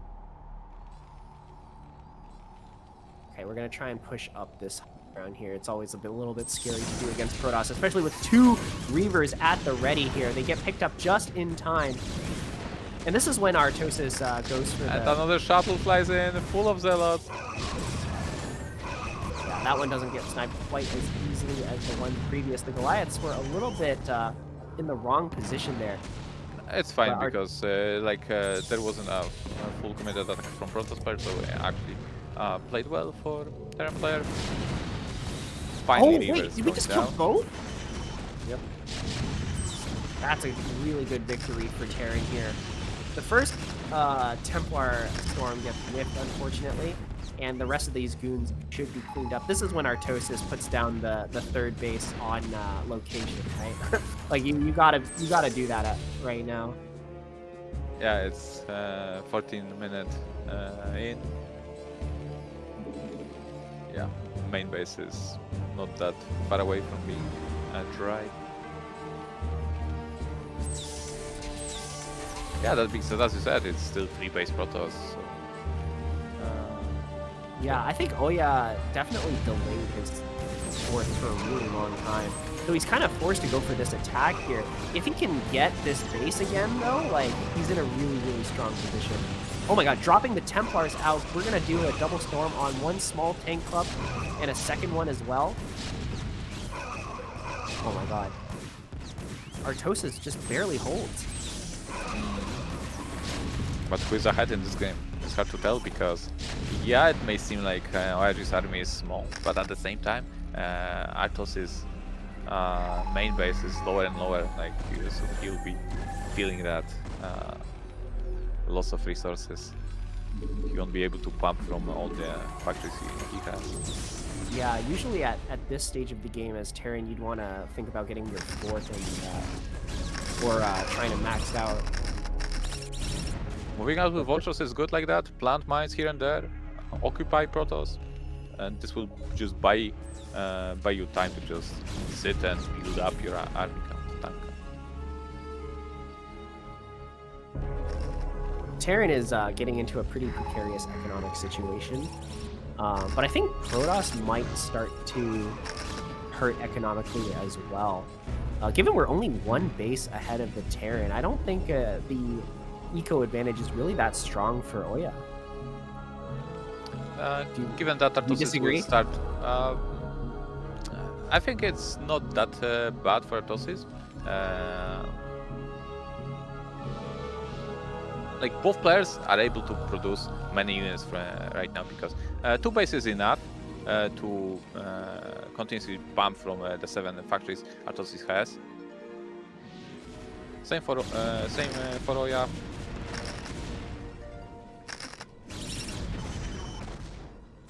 I guess it's going to come down to whether or not Artosis can hold his quadrant of the map for now. OyA, I think, is he expanding to both corners? Nah, it's just 2 dragoons. But okay, Artosis is starting to push out here. There's a small force of Protoss, sort of kind of loitering in the middle of nowhere. But Terran has to be very, very careful not to clump his tanks too much because there are storms and there are arbiters. Oh my god. And he is kind of caught unsieged here once again. And if But there is so much Terran, there is so much Terran at the same time. Oh my god, completely unsieged. Once he sieges, he gets a stasis. Oh, he shakes his head. This is not a good engagement for Terran. I feel like he had a very, very, very strong army there. Yeah, definitely. But unfortunately, if your entire army is unsieged, it doesn't have the power that you need it to have. Just not patient enough, you know?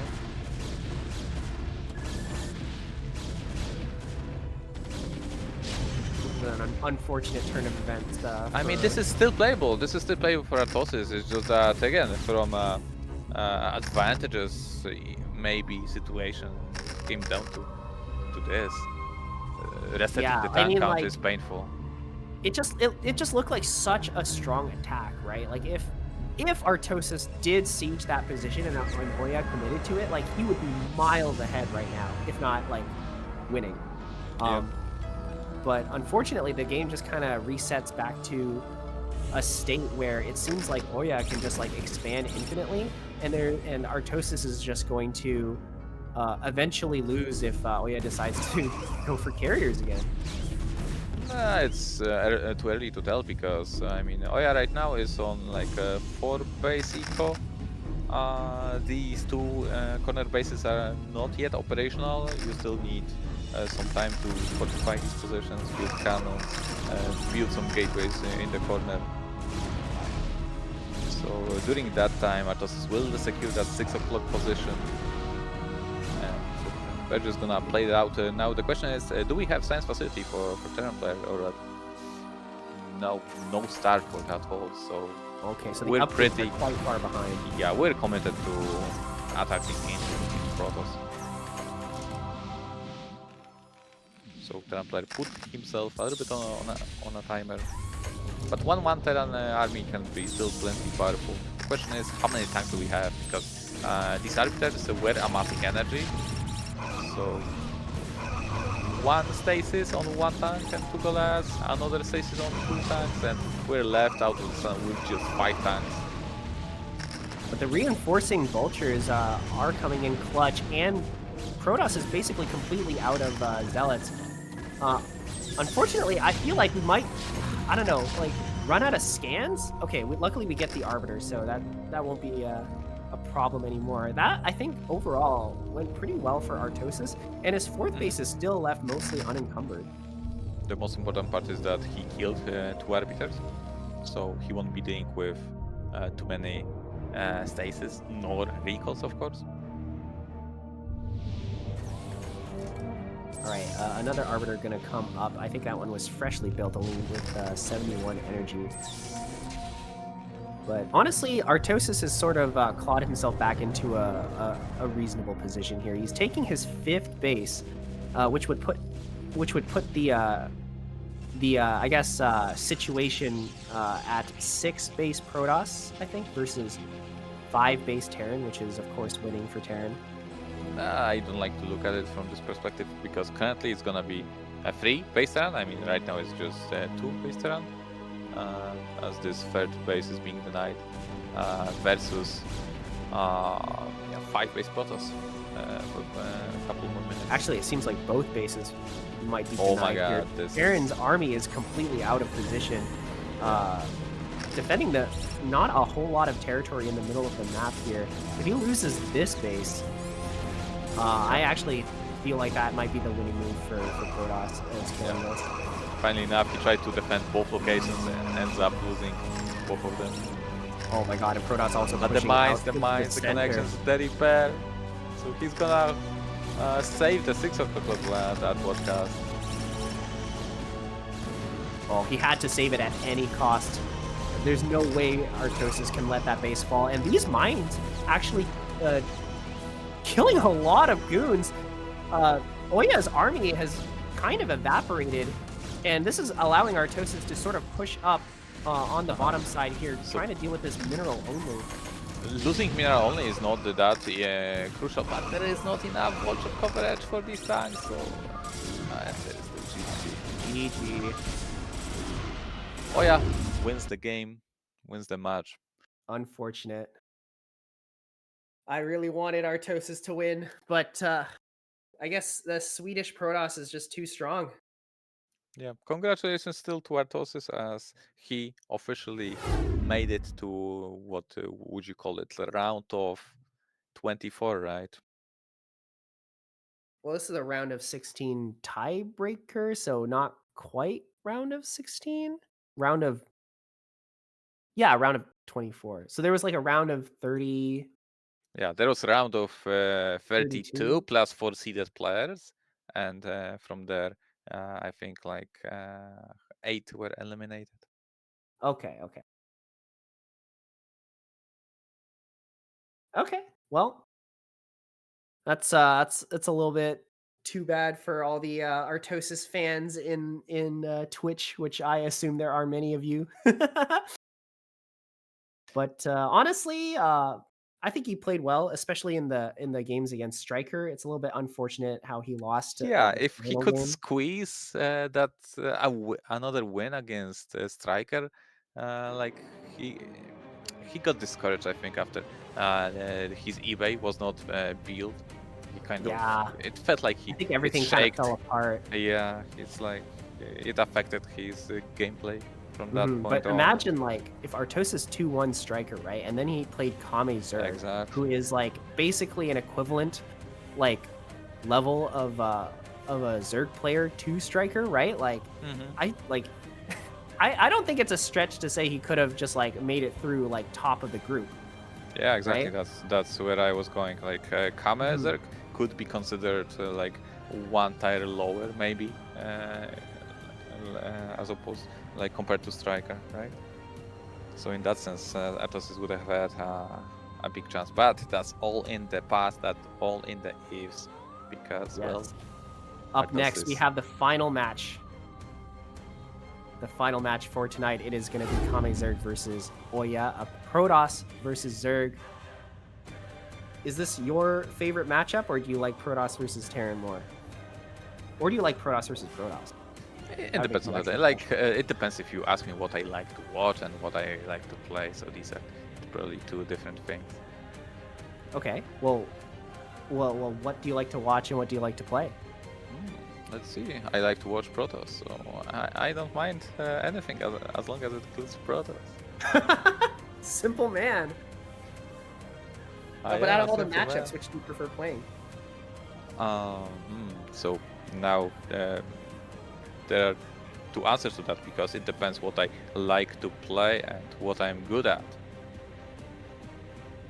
There are a lot of caveats to this Right. answer. Yeah, so for example, against Terran, I like playing my game if I'm allowed to get carriers. So even against Terran, there are ifs.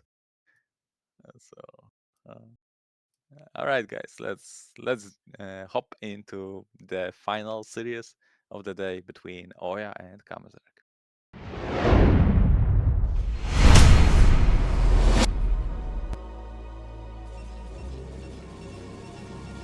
Spawning in the top left corner, we have Swedish Protoss, OyA.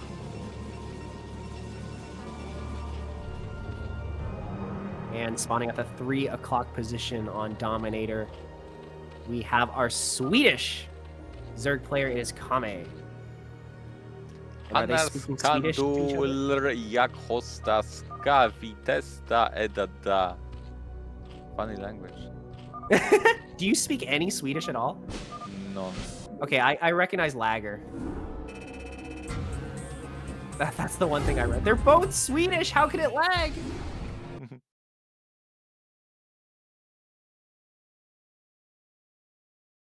I'm not sure where actually KameZerg lives. So maybe something about Kame, right? Because it was also lagging in the game between KameZerg and StRyKeR.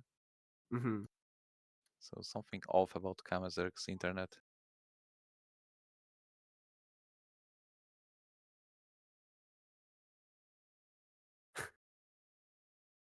Is he a frequent lagger?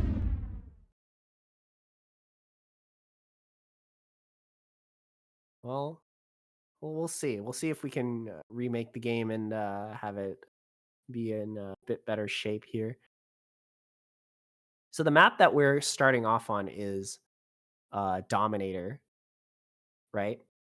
So in Protoss versus Terran, I know it makes pushing against Protoss pretty difficult because Protoss can usually camp like the high grounds, right? You don't think so? It depends. Like, for example, Terran gets to that. It depends on the spawning locations.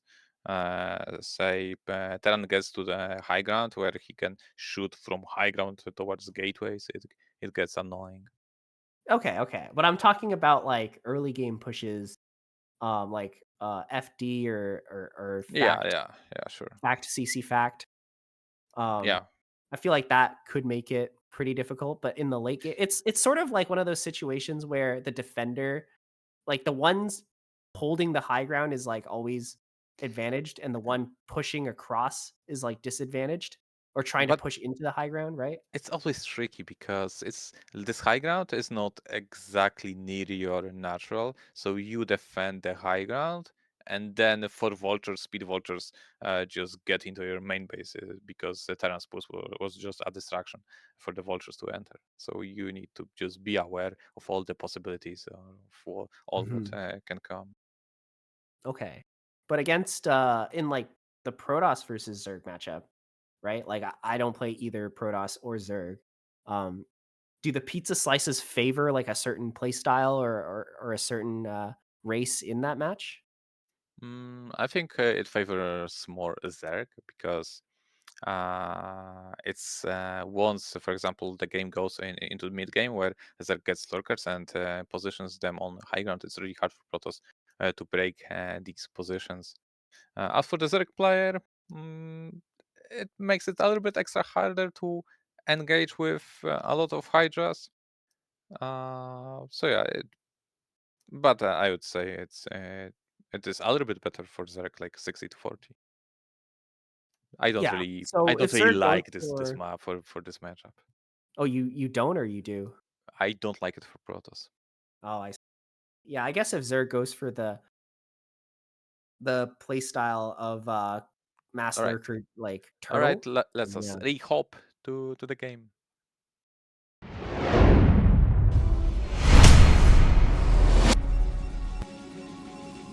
Spawning in the same position as the last time. Red Protoss, OyA G, Protoss. And spotting on the bottom left, our blue Zerg, it is Kame. I almost said red Zerg because that hatchery is so red.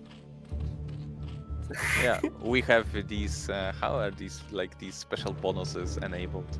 Thank you, Zero, for buying remastered in like pre-order.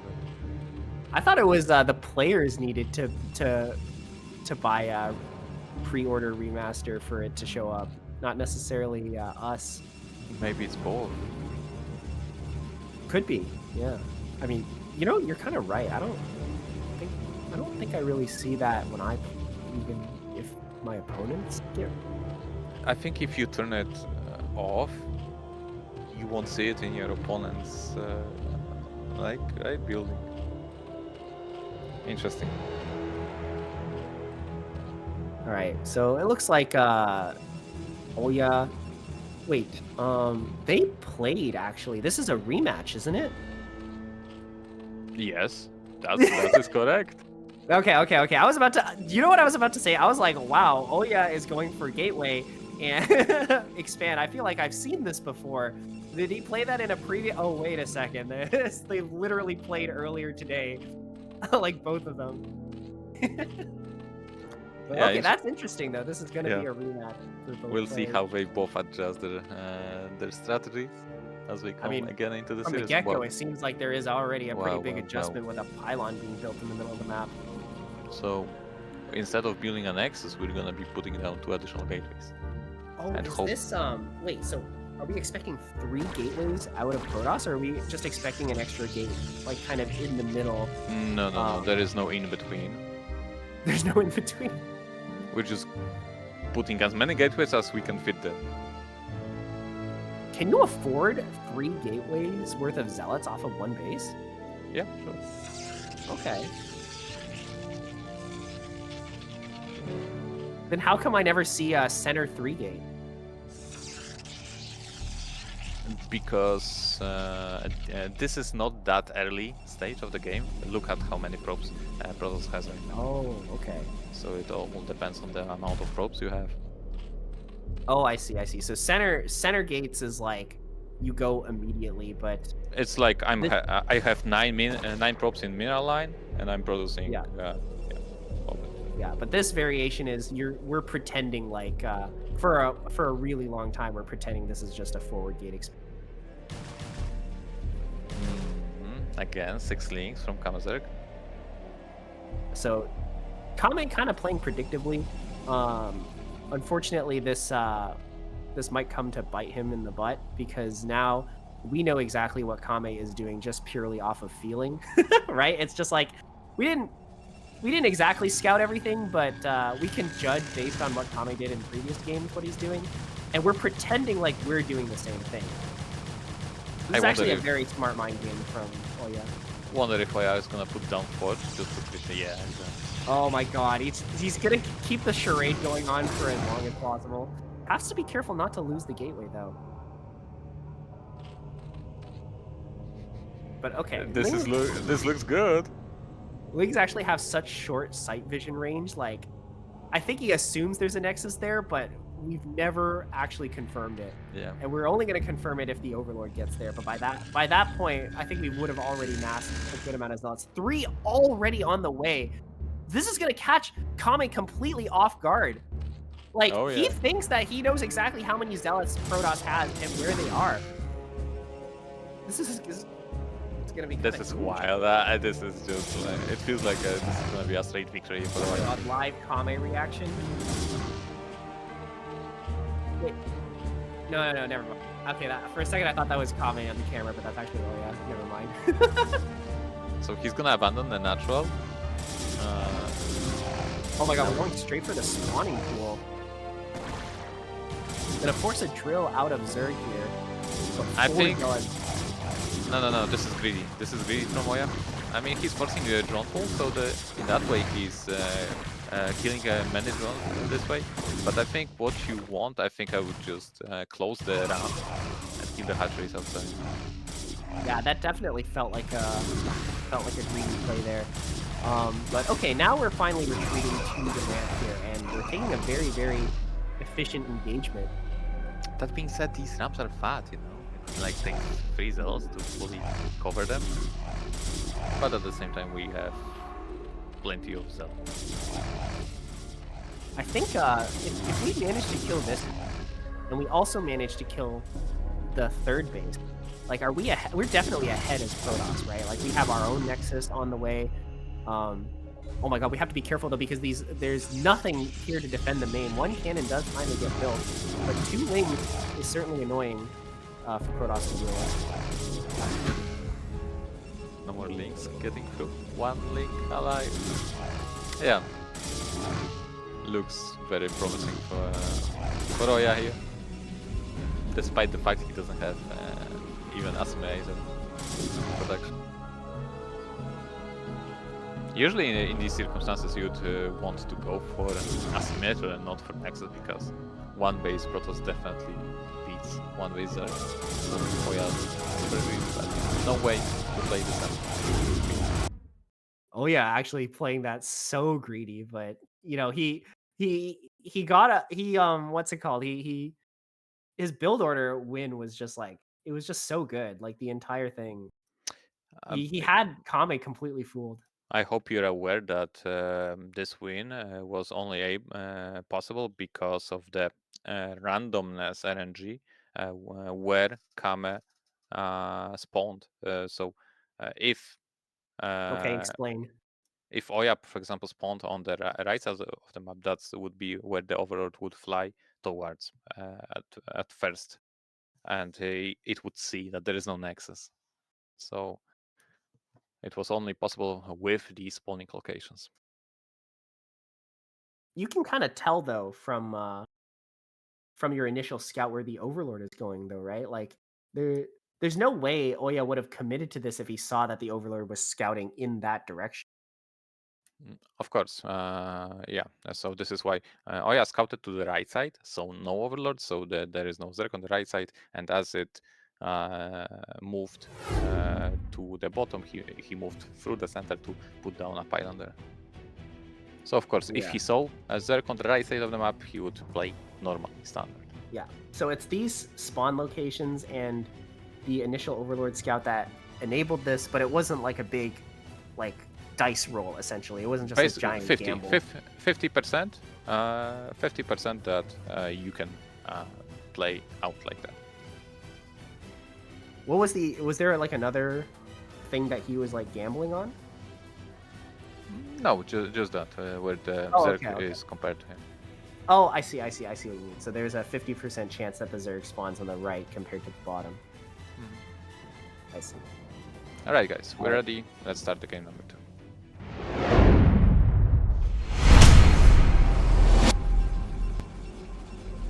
Spawning in the top right corner, we have Red Protoss, OyA. Looking for his comeback. It is the Swedish Zerg player, Kame. Speaking of adjustments after previous series, OyA is like I'm just gonna go more wild. I think that's the correct choice. I think that's definitely the correct choice. I mean, you mentioned earlier that OyA has really good micro, right? He's really good with his zealots. He knows how to pressure. So why not just lean into your strong suit? Yeah. In this series, it seems to work. Well, we'll see. It's just one game. Yeah, but this is, of course, a best of 3. You can get away with a lot of cheese, even in like just a best of 3 series. If this was a best of 7, I think you eventually run out of shenanigans. You'd be surprised how bottomless it is. you know, like 10 different cheeses you can pull against Zerg. I don't, but I'm sure OyA does. Confident in OyA. Yeah. Oh, what is the? He's scouting for Overlord, but the thing is, on this map you're not supposed to do that, so he should be happy that KameZerg did not spawn top left. Actually, look at that. KameZerg, not sure if he altered his scouting pattern, but it's not a usual scouting pattern. So he scouted like diagonally in order to confirm if there was a early probe, he would confirm the location of where that probe came from. So overall, like, it's actually not good for Protoss to reveal themselves like that early on. I think KameZerg was more countering that Overlord scouting pattern that OyA did in previous games. So Okay. he didn't want a repeat of that and altered the scouting pattern. Oh, we almost catch the drone there with our first zealot. Oh yeah, playing this. Is he gonna send the zealot all the way across? No way. Nah, he turns back. He turns back. Oh wow! You just Now snapped the neck of that zealot or of that drone there. That's a huge blunder, bigger than you would think. At this mean, stage of not the game, only- it's like 10% of your eco. Yeah, it's 10% of your eco, and you also don't get a scout. 2 for 1. I mean, it already scouted, so I mean, he doesn't Did know it? if Like, there's do we know the Nexus is put down? Exactly, that's what was I about to mention. Usually you'd think that he got all the... I don't know, judging from the last game, I feel like I would be nervous. building lots of things. That's so many lanes that we're building. Do we need this many? Rainer11111 is sub a Gosu for 13 months. There's 3 zealots out, and I guess we don't... the drone isn't there, right? We can't keep track of them. And our Overlord is only now starting to reach its destination. 10 links is okay. Okay, so interestingly enough, I think OyA went for Cannon before Cybernetic Core. Yeah, Kame actually very low on drones right now. But okay. We're going to try and get a little bit of pressure going on with these lanes, but with 4 zealots and a cannon finishing, I don't expect anything to be done from here. But why are we still making lanes? Is this all in? It seems like it is. Wow, more links are being built now. I'm really surprised by that.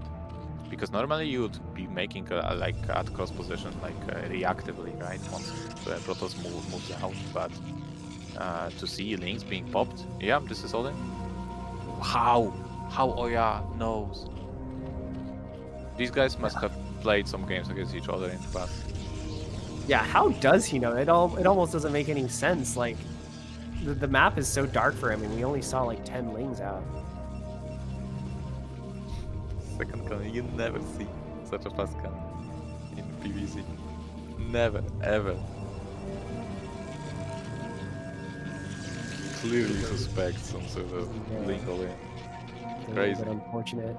I feel like Kame is, I don't know, after that initial showing, like we're in like, what, 2 different macro games, very convincingly defeated OyA. He might just go down because he decides to do something weird in the final game. KameZerg is looking for Dragoon? Stark.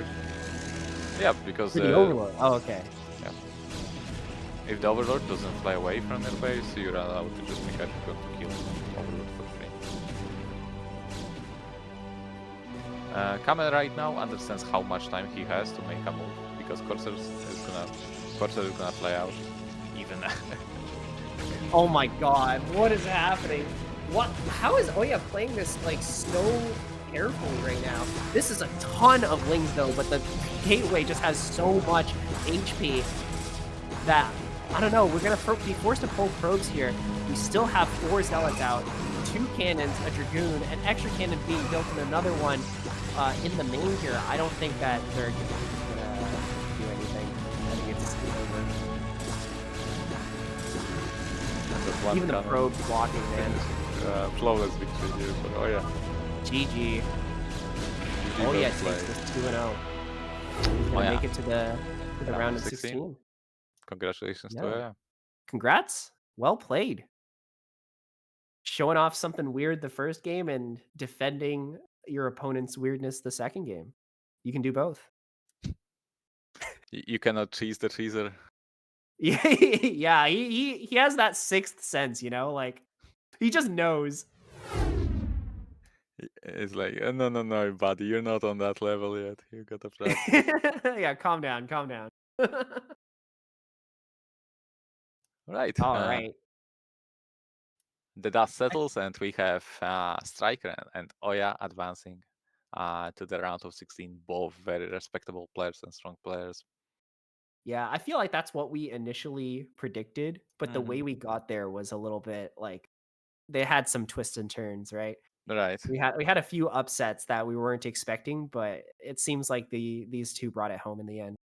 Yeah, like you can actually see that in scores to 1-1, right? So in these two series, anything could happen, and even a little bit of an upset with KameZerg beating OyA. Yeah, exactly. But in the rematch, OyA coming to his senses. And deciding to go for something really weird. wow, That's coming to his really senses. short and crazy series here.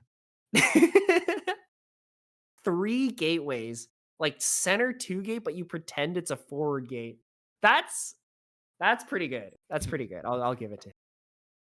Yeah, and making a 3-player map where you just you won't scout the middle as the Zerg player.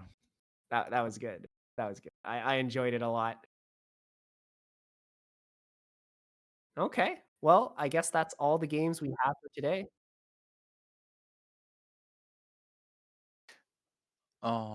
I don't want to stay. I need to go. What do we have after this? Stay for the what? Group draw. We've got round of 16 group draw. Yeah, we will do the groups for the round of 16 now.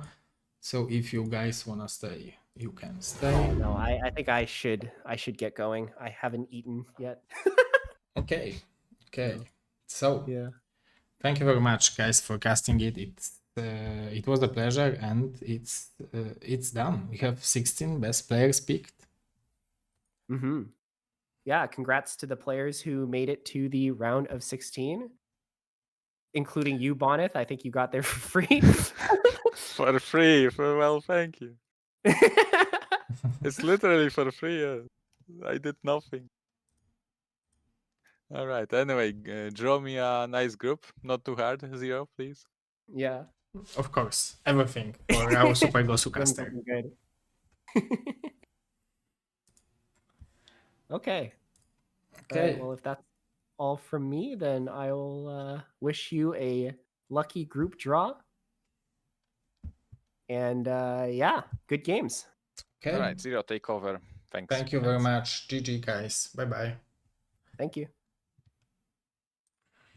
Okay, guys. Now we are all alone. It's only me and only you and those 16 players. We have the 8 players which finished in the first and second spot of round of 16. Maybe I will show my camera. Why not, right?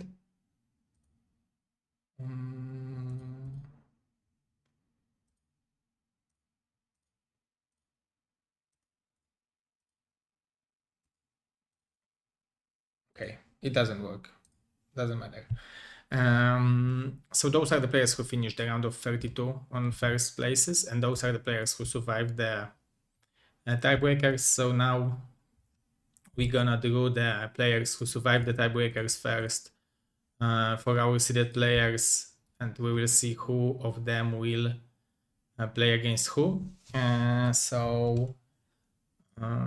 Yeah, good reward for qualifying as last, that you play against the potential champions, or like no potential, the champions of the previous season. So first we're gonna do the player for ZZZero, then we're gonna do the player for Hawk, for DeWalt, and for Bonnie.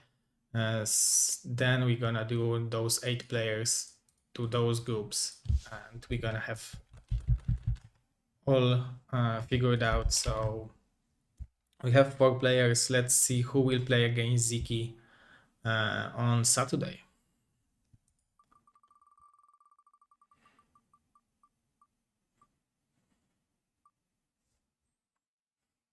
Oh yeah.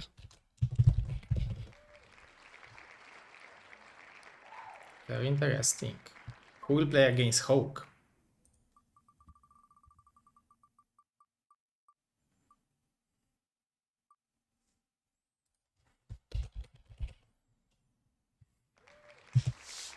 Here, yeah, very interesting.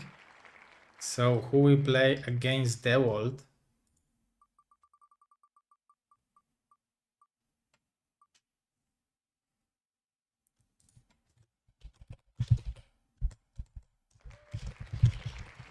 And that leaves StRyKeR. And who is the best BSL $50 Patreon?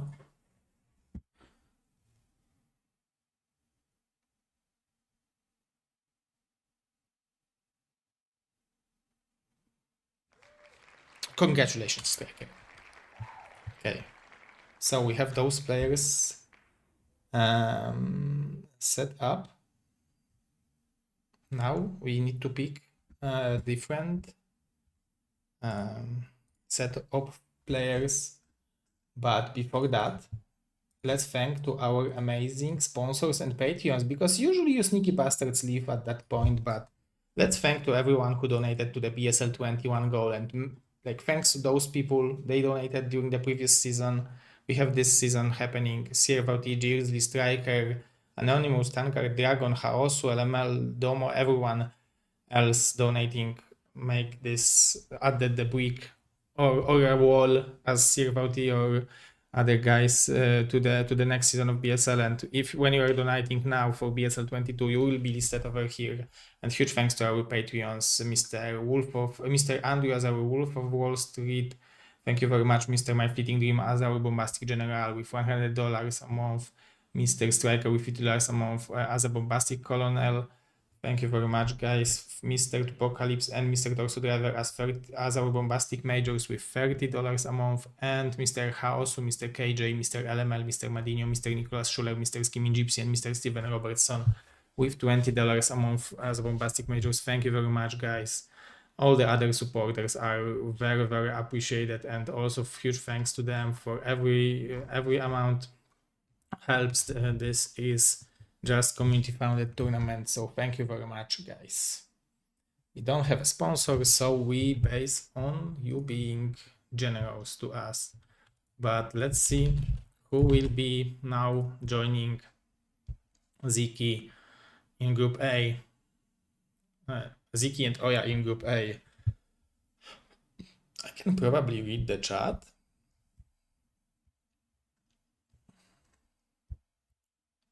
You guys are still watching, and I thank the Patreons. That was so sneaky. I am a sneaky bastard as well. Okay, let's draw the player who will join Group A. Then now first we will group the one player here, one here, one here, one here, and then the opponents for them. So who will join Group A? Let's see, ZZZero, OyA, G, and Gypsy. It seems like very interesting. Who will join Group B?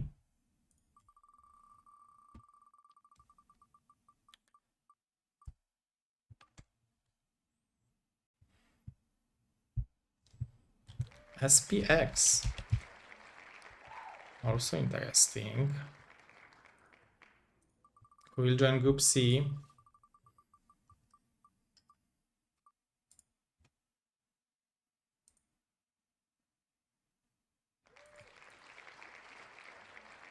Semi. And who will join Group D?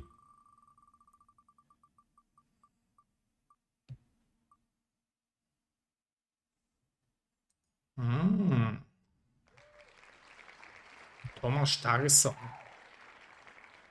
Okay, so we have four players left.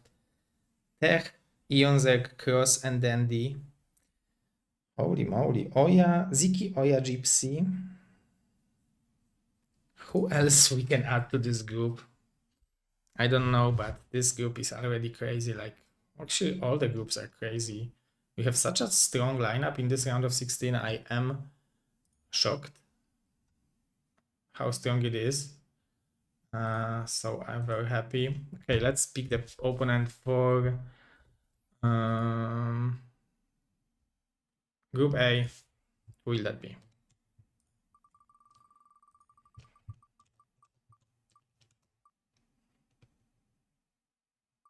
Holy moly.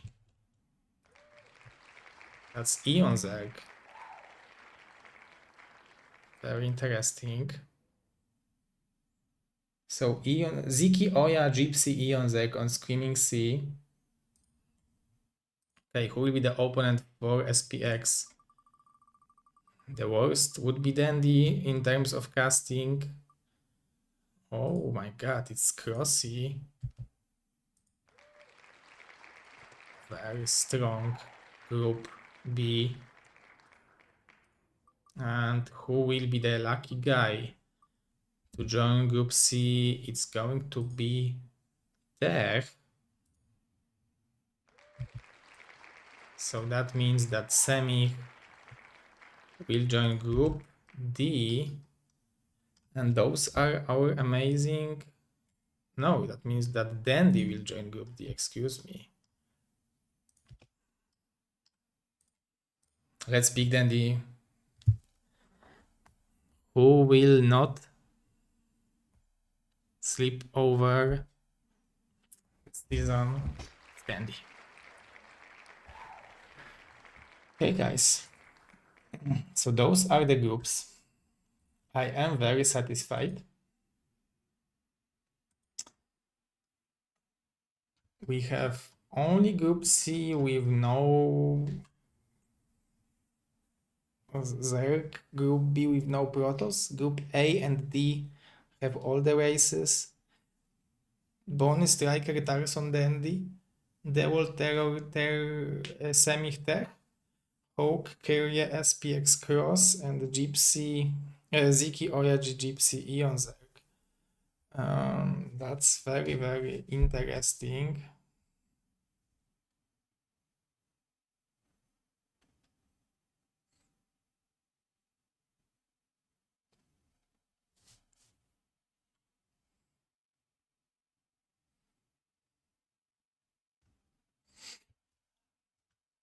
Okay, guys, so that means that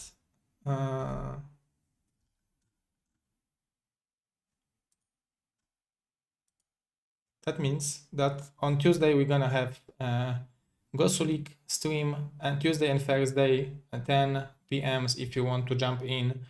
We have the next 16 players out of the Pro League fighting for the 4 spots in the next season. So you can check it out. But it is this is it for today. Thank you very much for watching. Those are the groups one more time. I guess.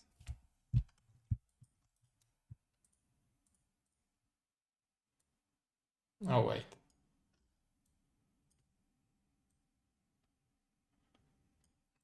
This is it.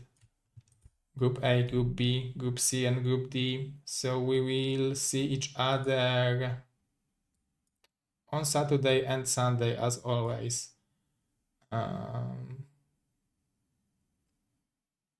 This Saturday we will have Ziki, OyA, GPCE on Zerg, Sunday Hawk, Kyrie, SPX, Crossy. Okay, thank you very much, guys. And this is it for today. Much love and thanks for watching. Bye bye.